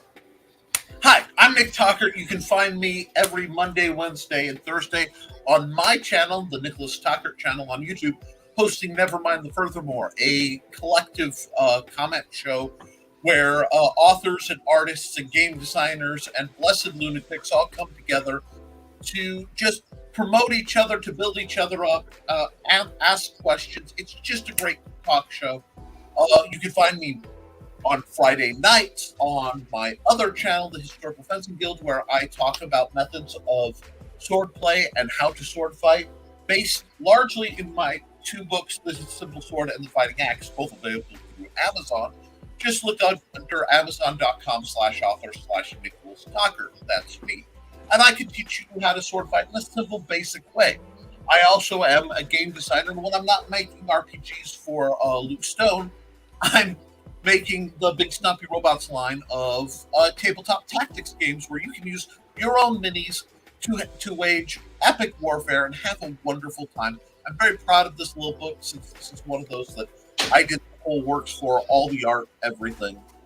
And this is going to be found at Amazon, same link too. I am an artist on DeviantArt, so if you go deviantart.com/NickT, you will find me. I've been there 18 years now, so I've been there a while. I have a channel, nicholastucker.com, and most importantly, for the purpose of this show, I'm right here every Thursday morning at 9 a.m. with Luke Stone doing talk about whatever awesome thing Luke has come to mind, and I get about half the info because it's more fun to watch me flail. Yeah. I only know about half the info. That's my bad. I need to be better about it. That was funny. It's fine. The shtick works. Also, I didn't get to do much drawing, but this is the here we go. The weekly sketch. I've been challenged to do an art show, and this is actually just the thumbnail sketch for something. The theme is Wu-Tang art. You're getting better and better, bro. Better and better. With anime, a lot of the Wu-Tang inspired stuff, because I love martial arts movies. The music is awesome. So I'm going to do something hopefully Samurai Champloo, but more modern feeling. Cool. That's my goal. Right. Not my usual art style, but I'll keep you guys apprised. It's looking pretty good, man. It's looking pretty good. I'm excited about it. I've been Luke Stone, and I'll be Luke Stone later today as well, and probably tomorrow. Nice. I've been one of your hosts. It's been great hanging out with you today. I want to thank the chat for being here and being involved. Thanks for the supers. Please share out the channel, like, subscribe, ring the bell. Let people know what's going on so that we can get more eyes on this show, because we're trying to really get eyes on some great projects and some great new methods of promotion.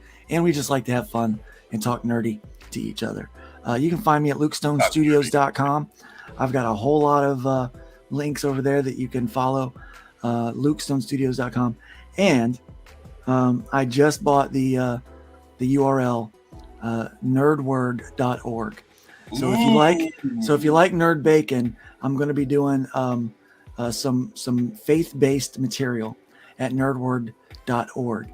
So there's going to be some devotional stuff that I'm going to put up there. We're going to tie in kind of our love for pop culture involved with that. So it's going to be kind of a nerdy faith community that I'll be building over there. Had someone help me with a business model. And so keep your eyes open for nerdword.org. You can email me now at Pastor Luke at nerdword.org. So there is I believe the next phase of my ministry is going to be a digital one, because this is the new mission field. I think just as much as this is the new newsstand, this is where people go. This is where our audience is. It's also where people need a little hope, and they need a little help.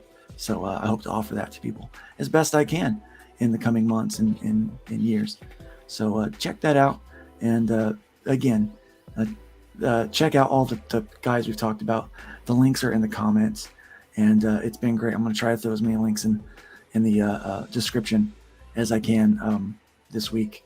Sometimes I don't do very good on these streams getting back to add links, but definitely check that out. So appreciate everybody. Chat. Chat. You've been amazing today.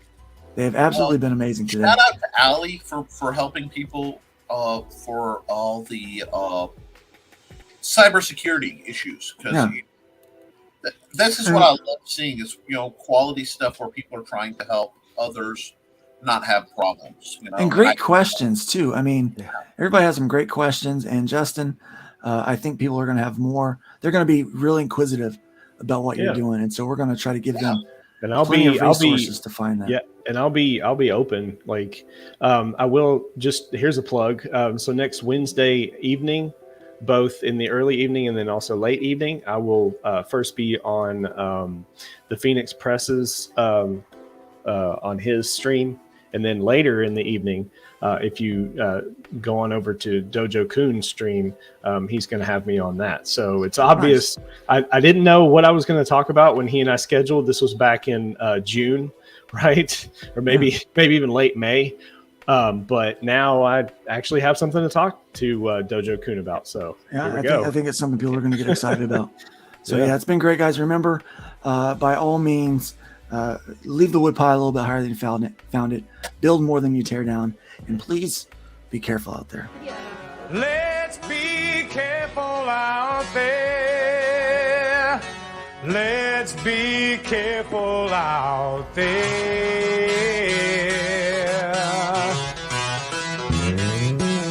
We had a 187 at the 7-Eleven on the corner of 4th and Main. Two Caucasians of the male persuasion put a bullet through the cashier's brain. Moving on, I see it 211, half a dozen 459, 2 W's a GTA, and several miscellaneous crimes. Homicide.